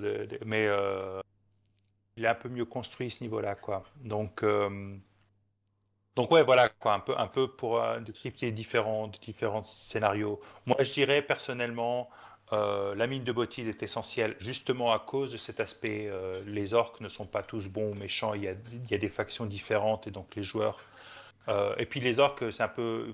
Je traite ça souvent un peu comme les Pictes, hein. Ils ont tous des masques, des peintures de guerre, donc tu peux facilement reconnaître qui fait partie de quel clan parce qu'ils ont ça sur leurs armures ou Ah oui. sur leur visage. Et donc c'est très facile de se rendre compte, ah lui il fait partie de Marduk, donc on peut lui faire confiance. Et ainsi de suite. Donc ça Mm. leur permet aussi de trouver des alliés dans des zones où ils n'en ont pas forcément, quoi. Ah, pas Euh, mal. et donc ça, c'est vraiment un aspect que je trouve intéressant et c'est pour ça le point de Casa est important aussi, c'est qu'effectivement les orques peuvent vraiment faire la différence sur comment les joueurs peuvent survivre. Parce que dans ce cas-là, il y a une raison, quand ils vont dans la cave de l'oracle, ils rencontrent d'autres orques. Là, par contre, j'ai dit, ce sont des orques d'un clan qui est opposé à Marduk. Donc là, ça devient des ennemis. Mais il y a d'autres orques aussi aux alentours qui peuvent les aider, qui peuvent venir à la dernière minute pour sauver les joueurs, par exemple. Mm. Grob est un des gobelins qui effectivement fait partie du clan de Marduk. Dans le village du jour sans fin, il y en a il y a un orc qui est du bon côté, et puis tu as un mage qui est du mauvais côté. Donc tu as un cultiste. Donc là aussi, tu as cette opposition-là, quoi. Donc tu peux vraiment jouer là-dessus, quoi, et Et faire, sans avoir rajouté 500 pages de scénario, faire 2 ou 3 personnages comme ça qui sont récurrents. et à la limite, Maladuc, potentiellement, peut, s'il s'entend bien avec les joueurs, leur dire, bah voilà, mettez ces couleurs sur votre visage et mon clan vous reconnaîtra. Tout à fait. Et Ça peut surtout marcher. que, ouais, surtout que si, alors avoir un symbole comme ça qui les fait se reconnaître, c'est bon, ça double tranchant puisque Ah, bon, c'est à double tranchant, les, ouais. cul- les cultistes vont dire, oh mince, ils bossent pour Maladuc, ça veut dire qu'on peut plus leur faire confiance. Mais en même temps, ça peut dire Mm. à Vanilde et aux gens du village, ah, ils sont alliés avec les orques. C'est bien parce que, voilà, ils ont aussi des relations financières avec les orques. Par exemple, j'ai fait que les 2 nains, les forgerons là, ils savent que les orques sont dans la mine de Botilde et ça les dérange pas trop parce qu'ils savent que ce sont des bons orques, par exemple. Mm. Il y a un autre truc dans la mine de Botilde, hein, c'est que les orques, ils peuvent pas entrer dans le tombeau de Botilde parce qu'il y a le serpent souterrain qui protège. Et donc les joueurs doivent tuer le serpent avant de pouvoir entrer dans le tombeau de Botilde. Et D'accord. ça a toujours été un combat épique pour moi. Et je cache toujours l'épée de Botilde, la hache de Botilde dans le ventre du monstre. Comme ça, dès qu'un joueur se fait avaler, il peut la récupérer. Pas mal. Ok. J'aime bien ce côté épique là. Donc ça, c'est Mm. intéressant. Sinon, quoi d'autre? Oui, donc les scénarios les plus courts que tu peux vraiment faire donc le tertre du chevalier, bien évidemment, mais il est super mortel. La tour du troll, la tour des soupirs sont des scénarios très courts et pareil pour l'auberge de fin de la route, ce sont des scénarios très courts que tu peux faire Ah, en une l'auberge soirée, en 3 de heures. fin de route Ouais, passe fait ouais. rapidement. Ouais, Moi, j'avais l'impression plutôt que c'était compliqué. Il était compliqué celui-là. il est compliqué à comprendre parce que bon voilà, les joueurs arrivent dans une auberge, ils mangent, ils s'endorment, ils se réveillent dans un endroit qu'ils ne reconnaissent pas et, Mm. et ils ont trois pièces, ils ont que 3 pièces à traverser avant de découvrir la sorcière. Donc ça va très rapidement. Ok, d'accord. Surtout qu'il n'y a qu'une seule des pièces entre les 3 où il y a un combat en fait. Donc c'est après quand ils rencontrent la sorcière que là ça devient un peu plus dur, mais sinon c'est très court, hein, parce qu'il y a très peu de gens à rencontrer, très peu de gens avec qui parler. Et puis c'est surtout eux qui explorent l'endroit, quoi, et qui ils découvrent les tableaux, ils font un peu l'histoire de ce qui s'est passé dans l'auberge, et puis c'est tout, hein. Ah ouais. Il n'y a pas Bon, à la grand-chose. limite, Alors c'est plus celui-là que je leur ferai alors. voilà, Si on me la demandait, tour ouais. des soupirs, la tour des soupirs, c'est juste 2 endroits. Donc tu as le camp des brigands et puis t'as le troll. Et puis voilà quoi. Donc ils vont voir les brigands leur disent ce qui se passe, ils rencontrent le troll, ils décident de tuer le troll ou pas, ils s'allient avec le troll ou pas. Et puis ensuite ils récupèrent le trésor et puis voilà quoi. Donc ça va très vite. Pareil pour la troupe du troll quoi. Par contre la grotte des yeux morts, la grotte de l'oracle, Fort Malus, le village du jour d'avant, eux prennent un peu plus de temps parce qu'il y a beaucoup plus de roleplay à faire. Euh, Par exemple, dans la grotte de l'oracle, ils vont rencontrer d'autres orques. La grotte est plutôt large. Euh, Ils vont devoir faire un échange avec l'araignée. Euh, Ouais. par exemple, dans le format Luce, ils vont rencontrer d'autres chevaliers dragons qui sont un peu tarés, quoi. Et donc, et il y a un autre groupe de héros qui ont été embauchés par les chevaliers dragons. Donc, il y a un peu plus de roleplay à faire là-dedans. Pareil pour, euh, pour bon, le temple de la flamme pourpre. Là, par contre, ouais, là, ça peut Vinaigre. tourner une longue partie, quoi. Et ça tourne Hmm. très rapidement au vinaigre, ouais, effectivement. La tour du troll, pareil, c'est tu rencontres la trollesse, ou il la tue et il décide qu'elle est méchante, ou alors il devient pote avec elle et elle leur donne accès au souterrain s'ils arrivent à débarrasser de 3 harpies qui sont sur le toit, quoi. Donc ça va très vite. D'accord. Et c'est plutôt marrant. Euh, donc ça, en gros, pour faire le tour des scénarios, c'est un peu l'idée, quoi. Après, pour les combats, euh, là, c'est vraiment, tu as le choix en tant que maître de jeu, choisir quelles attaques les monstres vont faire. Si tu te rends compte qu'une attaque de groupe a décimé la moitié de ton équipe, s'ils tombent à zéro, ils sont pas morts, hein, ils peuvent toujours être ramenés, hein, Mhm. donc ils peuvent toujours. Mais voilà, tu diriges tes attaques que sur un joueur, quoi, par exemple.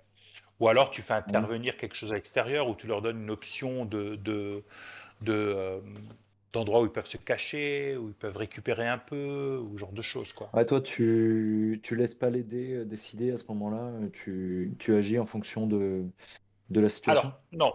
Alors, comme je disais avant, je fais le jet de dés avant qu'on tire les cartes pour savoir quelle attaque le monstre va préparer. Comme ça, je donne quelques notions aux joueurs pour savoir, ah, voilà, le monstre, il prépare son épée, c'est-à-dire qu'il va donner une attaque à l'épée. Oh, il prépare un sort, il va lancer un sort. Donc, ils ont une idée de ce qu'il va faire. Après, si effectivement, après la première attaque, je me rends compte qu'ils vont se faire décimer, euh, je leur offre quand même une porte de sortie, quoi. Hmm. Ou alors ils peuvent se casser, ou alors il y a quelque chose dans l'environnement qui va leur donner un avantage ou pas, quoi. Je suis pas trop. Alors je tue les joueurs, ouais, quand les dés sont mauvais, les dés sont mauvais, mais en même temps, je suis pas trop.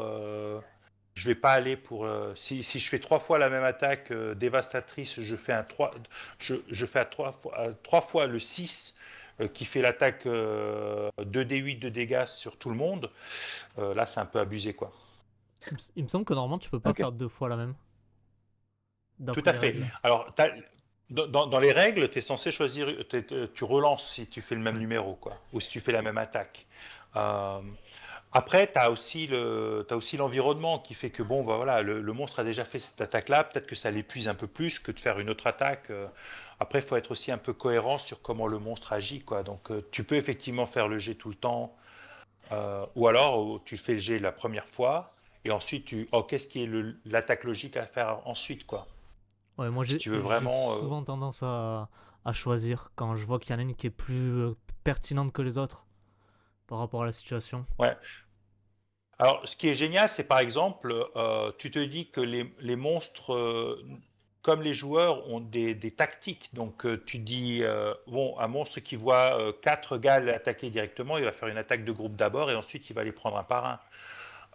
Ou alors, oh, il y en a un qui a une grosse armure, il va attaquer celui avec la grosse armure d'abord avant de s'en prendre aux autres.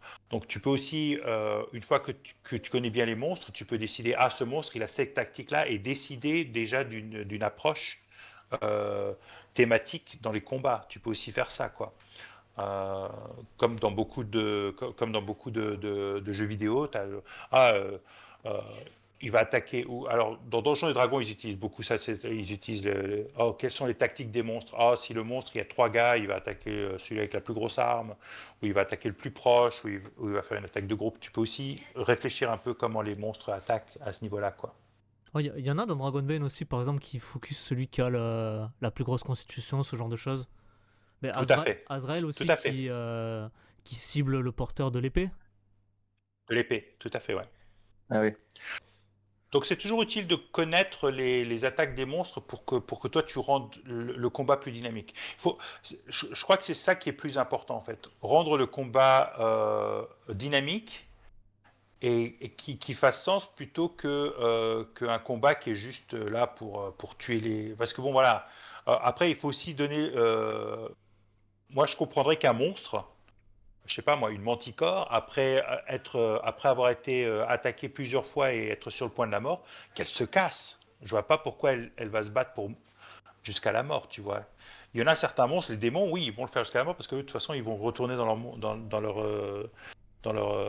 leur dimension démoniaque. Mais certains monstres, je veux dire, quand ils se rendent compte euh, Ah, qu'ils sur sont le point de mourir. perdus, ils vont essayer de se casser, quoi. Ah ouais. Ils vont pas forcément rester là pour tuer tout le monde. Euh, Tu vois, pas tous les monstres sont comme ça, quoi. Je veux dire, tu as quand même des monstres qui sont là, qui ont quand même un instinct de survie aussi, quoi. Donc, euh, voilà. Ok, pas J'ai- con. j'ai- Il y, a il y a eu un combat. Donc après, ça dépend aussi de tes joueurs. Euh, une des critiques les plus souvent qu'on a dans Dragon Ball, c'est que les joueurs, ils ont peur de se battre, ce qui est normal, puisque c'est Ouais. mortel. Et que donc, en même temps, ils doivent montrer un peu de courage dans certaines situations, quoi. Voilà, tu veux aller de l'autre côté, parce que de l'autre côté, il y a quelque chose que tu cherches, mais tu es quand même obligé de passer par ce squelette. Un squelette va se battre jusqu'à la mort parce que c'est un squelette, il est déjà mort. Euh, Par contre, si c'est un orc et qu'il se rend compte qu'il est pas aussi fort qu'il le pensait, ben lui, il va plutôt vous laisser passer, quoi. Tu vois, donc c'est pas. Il y a aussi ce genre de réalité derrière, quoi. Ouais, mais il y a l'aspect Mm. tactique aussi Ok. Dragon Bane qui est vachement sous-estimé. Tout à Oui. fait, Parce que tout à fait. t'as Et beaucoup de puis, possibilités en combat. Encore faut-il avoir exactement. des joueurs qui fassent de la tactique. Ah oui, c'est sûr. Mais alors, Mm. ça prend du temps, mais c'est vrai qu'une fois que les joueurs apprennent quels sont ceux qui vont plutôt parer, esquiver, attaquer, ceux qui vont faire de la distraction, par exemple. Moi, j'ai des joueurs qui sont très bons à distraire parce qu'ils ont plusieurs esquives. Ils vont distraire l'ennemi pour que l'ennemi s'intéresse à eux. Comme ça, les gros bourrins, ils peuvent aller attaquer derrière. Donc, tu as aussi cette dynamique-là qui, que tu peux effectivement travailler avec les joueurs dans des situations différentes qui ne sont pas des situations mortelles. Je te donne un exemple. Un de mes groupes s'est rencontré dans un bar et ils ont eu une bagarre. Bagarre au poing. Mm. Voilà, bagarre au point, ça tue personne, quoi. Enfin, en tout cas, comme je l'ai joué, voilà, c'est juste des dommages. Voilà, une fois que tu es à zéro tu tombes inconscient, mais t'es pas mort, quoi. Voilà, c'est pas une épée, quoi. Mais ça leur a permis de se rendre compte qu'effectivement, oh, bah, t'en as un d'entre eux qui peut prendre des coups, et t'en as d'autres, ben, il ferait mieux de rester en arrière, et ainsi de suite. Ouais. Euh, donc, des petits trucs pratiques comme ça, quoi. Il y Et a tous autre les chose. combats ne sont pas des combats. Et encore, tous les combats ne sont pas des combats à mort. Tu rencontres des brigands, t'en as blessé deux ou trois, bah, ils vont poser les armes, ils vont dire ouais, on s'arrête là, quoi. Tu vois. Et parce que moi, dans mon équipe, enfin dans la première partie que je fais, première campagne que je fais, j'ai un personnage qui aime bien se battre, mais ou même parfois qui cherche pas à se battre, mais qui se retrouve très rapidement avec des points de vie assez bas. Mhm. Et alors, je sais pas si c'est peut-être un peu hors sujet, hein, donc n'hésitez pas à me le dire, mais je pensais lui faire, là, quand il va se retrouver à Lisière, je pensais lui faire essayer de lui trouver quelqu'un qui vend une armure. Je pense que ça va lui coûter trop cher et qu'il aura pas assez. Faut que je revoie combien est-ce qu'il a. Mais je me dis potentiellement, je peux peut-être lui aussi lui faire trouver une armure sur quelqu'un ou alors dans des décombres. Mais bon, je trouve ça un peu gros, quoi. Non, mais alors Je sais pas si vous avez. s'ils acceptent une mission pour Alphilia, par exemple, ils peuvent lui dire ouais, mais on n'est pas équipé. Et Alphilia, qui est chez les trucs des dragons, là, elle peut leur filer un peu Le dragon, ouais. d'équipement. Tout Ah à ouais. fait. Alors ça, ouais. Alors ça, oui, c'est exactement ça, quoi. Ils peuvent très très bien négocier avec quel que soit leur employeur pour avoir un truc supplémentaire, ce qui est complètement normal. Et D'accord. Cyril donne un très bon point. Les chevaliers dragons sont une très bonne source justement de parce que comme dit, les chevaliers dragons, ils sont de moins en moins. Et rien n'empêche un joueur d'être embauché par eux et de se battre à leur nom pour récupérer. Parce que ils ont les mêmes buts, hein, c'est récupérer l'épée et tuer Azrael. Hmm. Ok, d'accord. Bah, je le note en même temps. Ouais. Donc ça, Ouais, c'est pas, c'est c'est pas un con. très très bon point. Ouais, Et ouais, tout à pour, Ouais, ouais, fait. d'accord. Et je vais juste revenir alors, sur un truc en combat. Par exemple, il y a une action en combat qui est jamais utilisée, mais qui est vachement utile, c'est l'action aider. Tu verras que aider, ouais, Ah si oui. par tout à exemple fait. t'as deux personnages au corps à corps, donc tu sais qu'il y en a un, il tape, mais ça fait pas beaucoup de dégâts, alors que juste à côté, t'as la grosse brute. Il suffit que celui qui tape pas fort, il aide la grosse brute, ce qui va lui donner une faveur. Et ça peut changer vraiment un combat. Et une Hmm. attaque avec une faveur, ça peut faire. Ça, voilà, tu as plus de chances de faire un dragon et de faire beaucoup, beaucoup de dégâts. Là, il y a plein de petits trucs aussi. Euh, Le déplacement pendant la parade ou l'esquive, c'est des trucs à prendre en compte si tu joues avec une carte. Il y a beaucoup de, il y a beaucoup de joueurs qui oublient ça, qu'une fois que tu as fait une parade, ben, tu peux te mettre en position pour ne pas être au contact. Ta parade te permet de te mettre en position également de la même façon. Et puis une des règles une fois que mes joueurs l'ont comprise, l'utilisent souvent, c'est trouver un point faible. Si tu veux rajouter Ouais. cette règle-là, qui est une règle Ouais, mais optionnelle, trouver un point faible. c'est assez dur quand même à trouver parce qu'ils lancent 2 dés. Enfin, ils ont Oui, l'inverse de faveur, Un fléau. ils ont un malus, quoi. Enfin, un fléau, ouais. oui, oui. Ils ont un fléau, ouais. Mais alors, après, il faut se souvenir aussi que les joueurs sont quand même vachement mieux du point de vue des compétences que dans d'autres jeux de rôle. C'est-à-dire, quand tu commences avec 13 ou 14 à l'épée, c'est quand même 70% de réussite, 60% de réussite, quoi. C'est quand même pas mal, quoi. Plus le fait de Ouais. pouvoir forcer, c'est 70. 70. Voilà. Donc tu veux pouvoir, et puis tu peux forcer, tu peux, voilà quoi, et faire un jet même avec un fléau. Voilà, ça reste quand même jouable. Euh, ouais, ça reste quand même jouable. Après, l'autre truc, c'est après tu as des petites techniques de maître de jeu. Voilà, alors les techniques de maître de jeu, moi je suis pas trop regardant sur les règles, donc voilà, oh, le monstre a fait 15 points de dégâts, oh, peut-être qu'il en a fait que 7. Bon voilà quoi, je veux dire. Hmm. Je le fais de Ouais. temps en temps, pas Ouais. systématiquement, mais parfois je me dis, oh là c'est un peu méchant quoi. Oh, je Je- viens de faire un dragon, oh, tu Ah viens de ouais. te prendre 36 points de dégâts dans la gueule. J'aurais peut-être dû, moi. Et, et voilà, et en face, t'as un gamin de 15 ans, c'est son premier jeu de rôle, c'est son premier combat.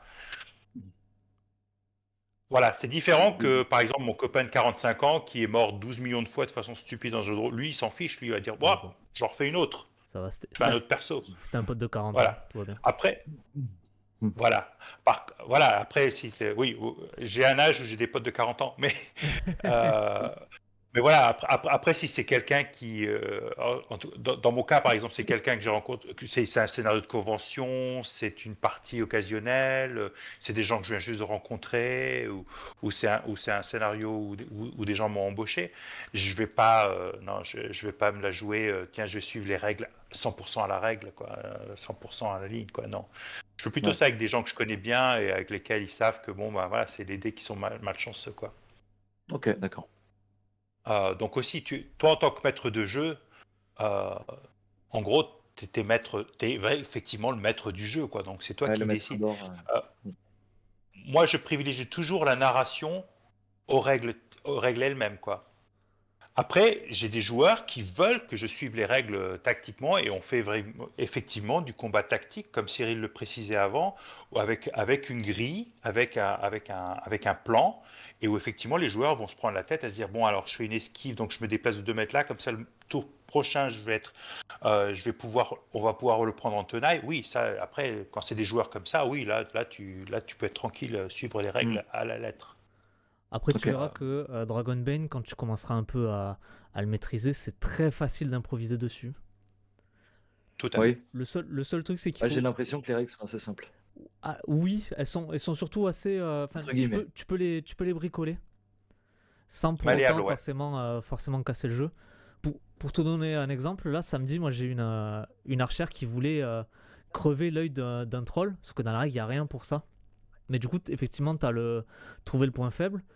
Et moi, j'ai négocié avec la joueuse toujours avant qu'elle lance le dé. Je lui dis, t'as un jet avec un fléau. Si tu touches, si tu arrives, tu lui crèves un œil. Elle perd une carte d'initiative parce que les trolls, ils en ont 2. Et ça, faut que tu le mettes en place avant le jet. Et moi, je propose. Et c'est le joueur qui dispose derrière. S'il accepte Hmm. mon deal, c'est ok. S'il accepte pas, ben on continue avec la règle normale. Ou alors, des fois, je leur laisse me proposer Ok. des trucs. Ouais, Vraiment, c'est du jeu de rôle participatif. Ouais, on peut dire ça. Après, Alors, dans Dragonbane, même ouais. les joueurs, ils prennent le jeu en main assez facilement. Hmm.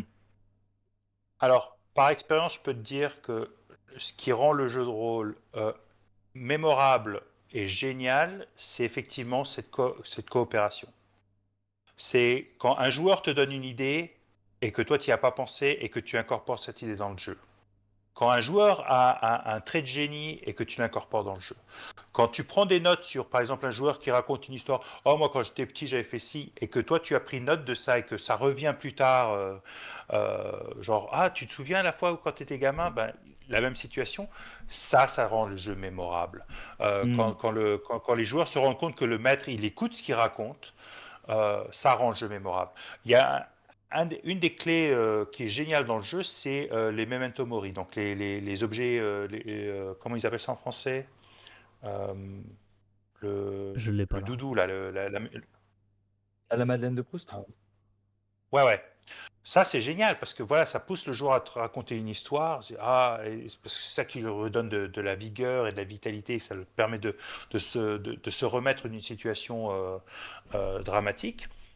Hmm. Voilà, donc si toi, en tant que maître de jeu, tu as pris des notes et tu t'es dit, ah bah tiens, lui, il parle souvent de ça, donc peut-être je vais rajouter ça plus tard, ou mettre une situation où le joueur, il se dit, oh punaise, c'est exactement ce que j'espérais, ça va rendre le jeu beaucoup plus mémorable euh, que simplement trouver une statuette, par exemple, un morceau de statue. Ça, Ok, c'est d'accord. sûr, quoi. C'est pour ça que là, écouter les joueurs, prendre leur avis. Un truc tout con, hein. Par exemple, une des questions là, à la lisière, comment est-ce que vous décrivez le village quand les joueurs arrivent? Donc, euh, ça dépend de quelle porte ils arrivent, porte nord, porte sud. Euh, donc moi je décris toujours, donc j'ai toujours décrit la lisière de la même façon. Donc ils voient les remparts en bois avec quelques trouées à droite à gauche, la porte un peu ballante qui s'est prise des coups. Peut-être que des gens essaient d'envahir la ville où il y a eu un combat récemment. Il y a des piles de cadavres à l'extérieur parce que bon voilà. Non, parce qu'il y a, excusez-moi, j'ai été attaqué par mon chat. Non, tu me laisses tranquille, toi. Moi, j'ai des monstres à la maison. Fais-moi Il me un voit, jet d'initiative. il me voit gesticuler mes mains, il pense que je vais jouer avec lui et il s'apprête à m'attaquer. Et je décris par exemple Alphilia qui est assise au pied des marches en train de donner à manger à des gamins. Voilà, première image des chevaliers dragons, ce sont des gens qui aident les villageois. Hmm. Après voilà, donc les rues un peu sales, une maison un peu délabrée ou un canard un peu douteux les regarde de l'extérieur. Et puis sur le côté gauche du village, bien évidemment, le grand moulin du boulanger. D'ailleurs, il y a un scénario aussi qui se passe dans le moulin du boulanger, dans des scénarios supplémentaires.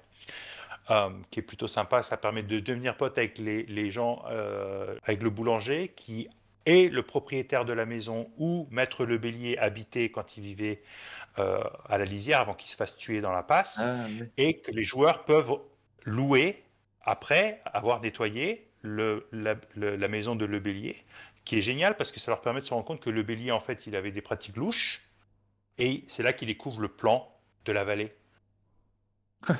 dans la maison abandonnée de Le Bélier, puisque Le Bélier est mort dans la passe. Incroyable. Et ça, c'est en anglais, ce scénario. Non, non, ça c'est moi qui l'ai rajouté, et d'ailleurs tu as tous les plans, j'ai fait un plan de la maison de Le Bélier, j'ai fait un plan, il y a toute une série de plans que Casa a publié dans son site internet, avec tous les plans que j'ai fait pour le village. Parce que j'ai fait des plans Ah, c'est j'ai fait toi des qui as fait plans ça? pour le temple, ouais, j'ai fait les plans Hmm. pour le temple, j'ai fait les plans pour le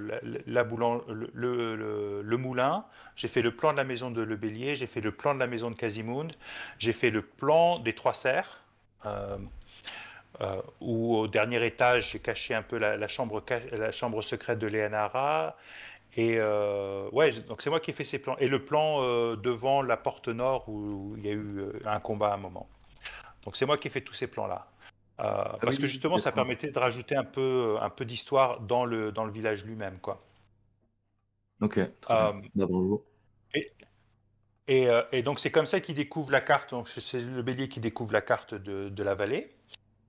Et je fournis justement la carte de la ville une fois qu'ils arrivent aux trois serres, parce que les trois serres, ça donne une vue, c'est au-dessus du village, donc ça donne une vue d'ensemble du village. Donc D'accord. pas avant. Et c'est à ce moment-là qu'ils voient le village, quoi. Ça, se dit, ah ben tiens, D'accord. voilà, on voit le puits, on voit le moulin, on voit la maison de Drakkar. Ça aussi, j'ai fait le plan de la maison du guérisseur. euh, et ainsi de suite, quoi. Donc ça permet effectivement de faire évoluer. Et là, par contre, tu dis aux joueurs, pareil, tiens, comment tu peux aussi demander aux joueurs leur avis, quoi. Euh, Par exemple, comment ils imaginent les maisons, quel type de maison ils voient autour d'eux, quoi, tu vois, D'accord. ou quand ils arrivent dans la forêt, qu'est-ce que vous vous souvenez de la forêt, quoi, comment elle était, quel est un détail de la forêt et les joueurs ils vont se dire, ah oui, on entend ce bruit là, qu'est-ce que c'est, machin. Tu peux aussi demander aux joueurs de rajouter un peu leur propre expérience en tant que personnage dans le monde, quoi. D'accord. T'es pas obligé de tout faire toi-même, quoi, non plus, quoi. Ça permet aussi aux joueurs de se rendre un peu plus, d'être un peu plus investis dans ce qui se passe, quoi. Ouais. Ouais, ouais, ouais. Tu vois, quand un joueur est allé voir les nains, les deux forgerons, et qu'à chaque fois qu'il passe devant le forgeron, les forgerons lui disent bonjour, voilà, ça rajoute de la vie au village, quoi. Ah, ils sont Hmm. connus. Tiens, t'as un gamin qui te demande comment s'est passée ta dernière quête. Euh, voilà. Hein. Et si en Ah, plus, trop bien. Alphilia a embauché un des joueurs comme un chevalier parce qu'il s'est rendu compte que c'était un bon guerrier et que c'était une bonne personne, que maintenant il porte un plastron avec le symbole d'Elénin dessus, il y a plein de gens qui vont l'arrêter dans la rue pour lui demander des conseils ou pour demander de l'aide, comme un flic, tu vois, ça va être toujours monsieur le chevalier, j'ai besoin d'aide, est-ce que vous pourriez porter mon panier. Il porte le Hmm. panier, Quasimodo te regarde de façon étrange depuis le coin de la maison, tu vois, tu peux donner vie comme ça au village pour le rendre. Et puis surtout, faire en sorte qu'il y ait une raison pour que les joueurs essayent de sauver ces gens-là, quoi. Euh, Ouais. tu Ah vois, ouais. tu vois. Oui, c'est vrai que ça, Euh, c'est. On n'a pas. En fait. Excusez-moi, j'ai la voix pas mal enrouée. On n'a pas trop de.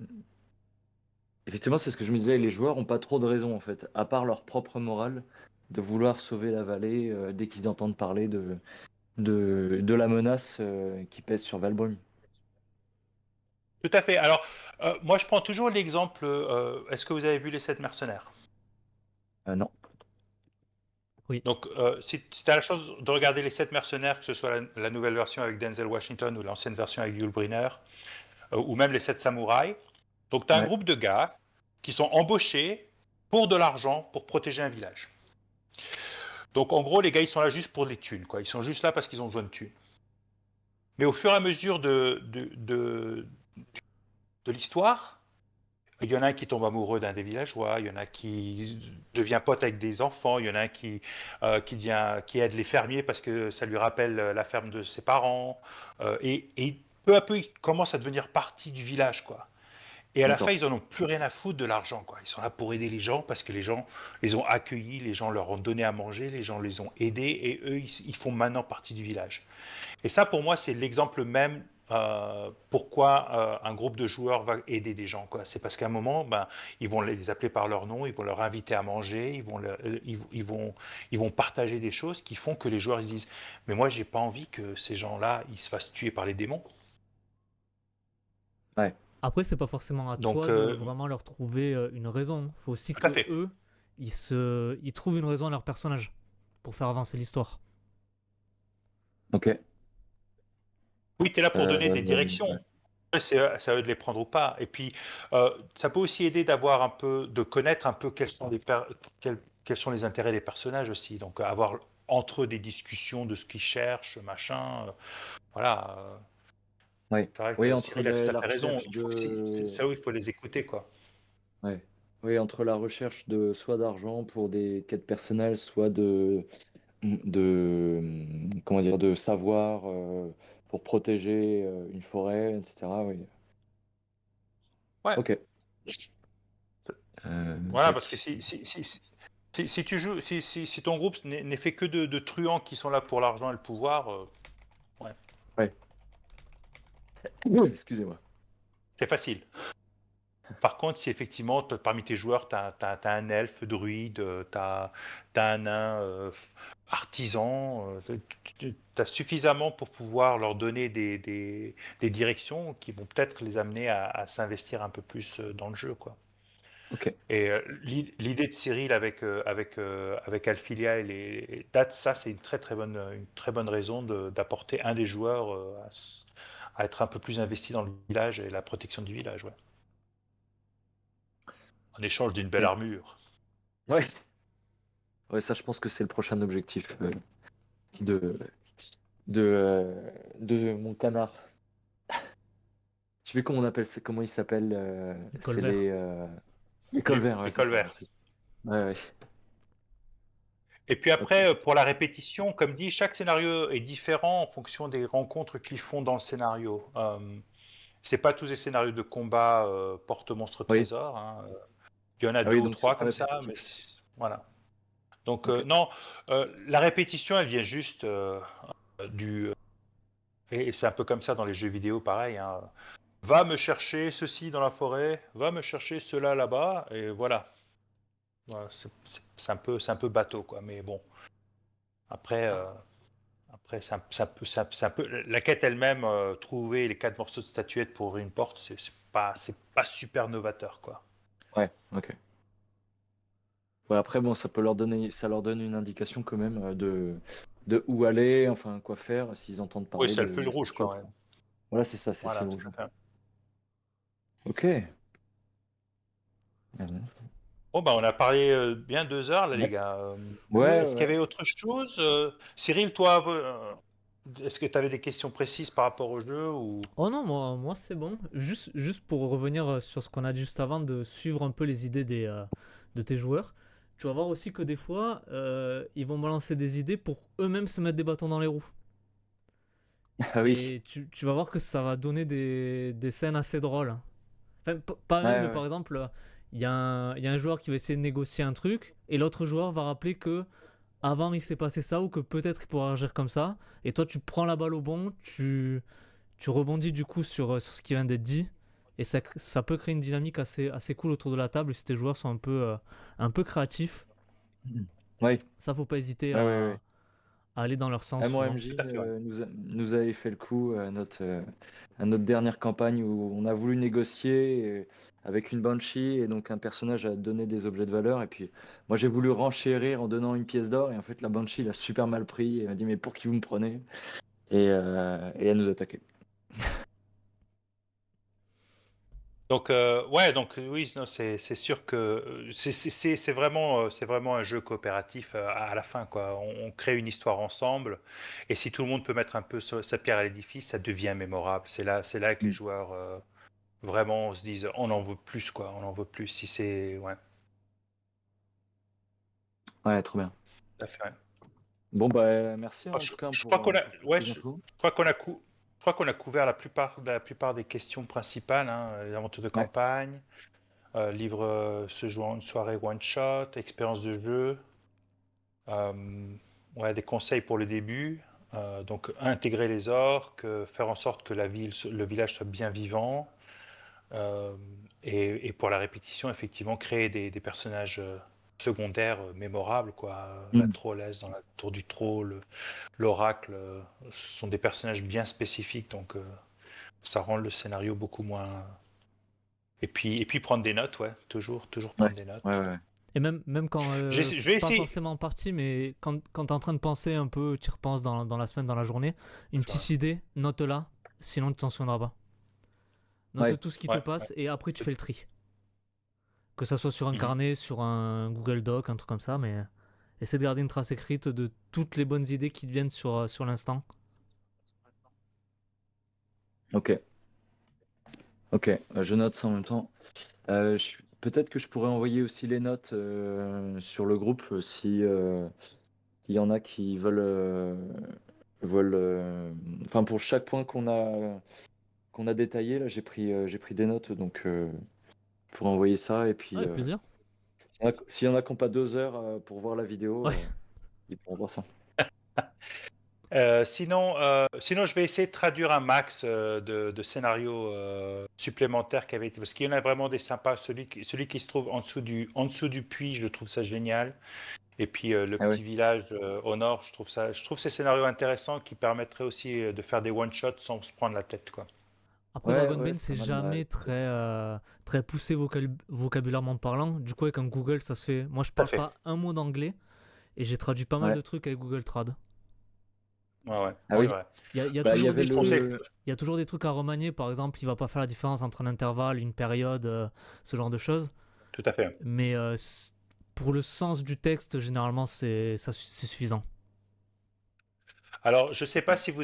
Alors, Cyril, je sais que toi, tu en fais partie. Quentin, si tu as l'occasion de joindre le groupe anglais Dragonbane, Mm. Oui, tu j'y as suis. Oui. toute une section, ouais, toute une section sur la campagne elle-même, mais tu as aussi les Dragonburn, donc le magazine. Euh, et si tu vas sur le numéro 11, par exemple, le numéro 7, c'est que sur la campagne. Donc, c'est des lieux supplémentaires, c'est des cartes, c'est des plans. Hmm. Et un peu comme le paysagiste de l'imaginaire, si vous avez l'occasion d'aller sur ce site, Raznak fait un boulot incroyable sur les one-shots. Il fait que des plans. Et avec un plan, tu peux faire un scénario sans te prendre Ok. la Ouais, tête. Et j'en tu avais peux déjà le vu mettre où Ok. tu sur veux. Drive-Thru. Tout à fait, C'est un ouais. truc à lui, ouais. D'accord. Et c'est très très sympa. J'avais vu un one shot sur la. Putain, c'était le château du chevalier. Et c'était en anglais. The Castle of the Knight.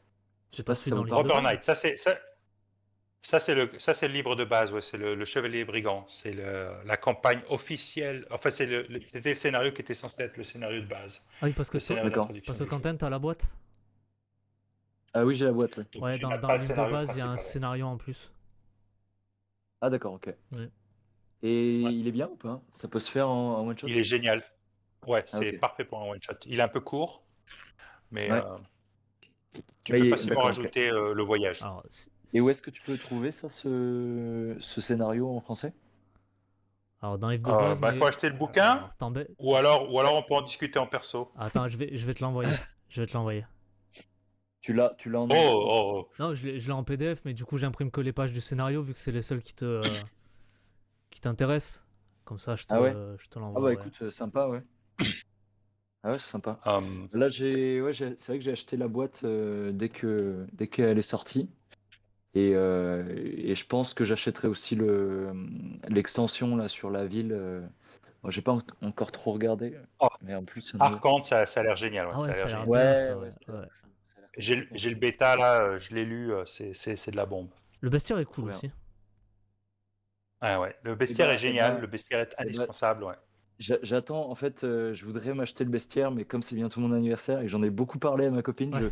je pense qu'elle va me l'acheter, mais je n'ose pas l'acheter. Donc, je me dis, si elle me le prend pas, je foncerai en librairie, enfin en boutique de jeux pour me le prendre, quoi. Ok. Ok, bah écoutez, ce fut bien sympa les gars. Il est midi là, Ouais. Bon faut que courage j'y hein, aille. pour le boulot. Merci d'avoir pris le temps pour échanger. Tout ça, c'était bien précieux, bien sympa. Et puis bon, bah Et au on est plaisir. toujours en ligne, hein. Ouais, Au carrément, ouais. plaisir, ouais. Ouais, salut. Bonne soirée. Salut, Bonne bonne Allez, journée. soirée. tchuss.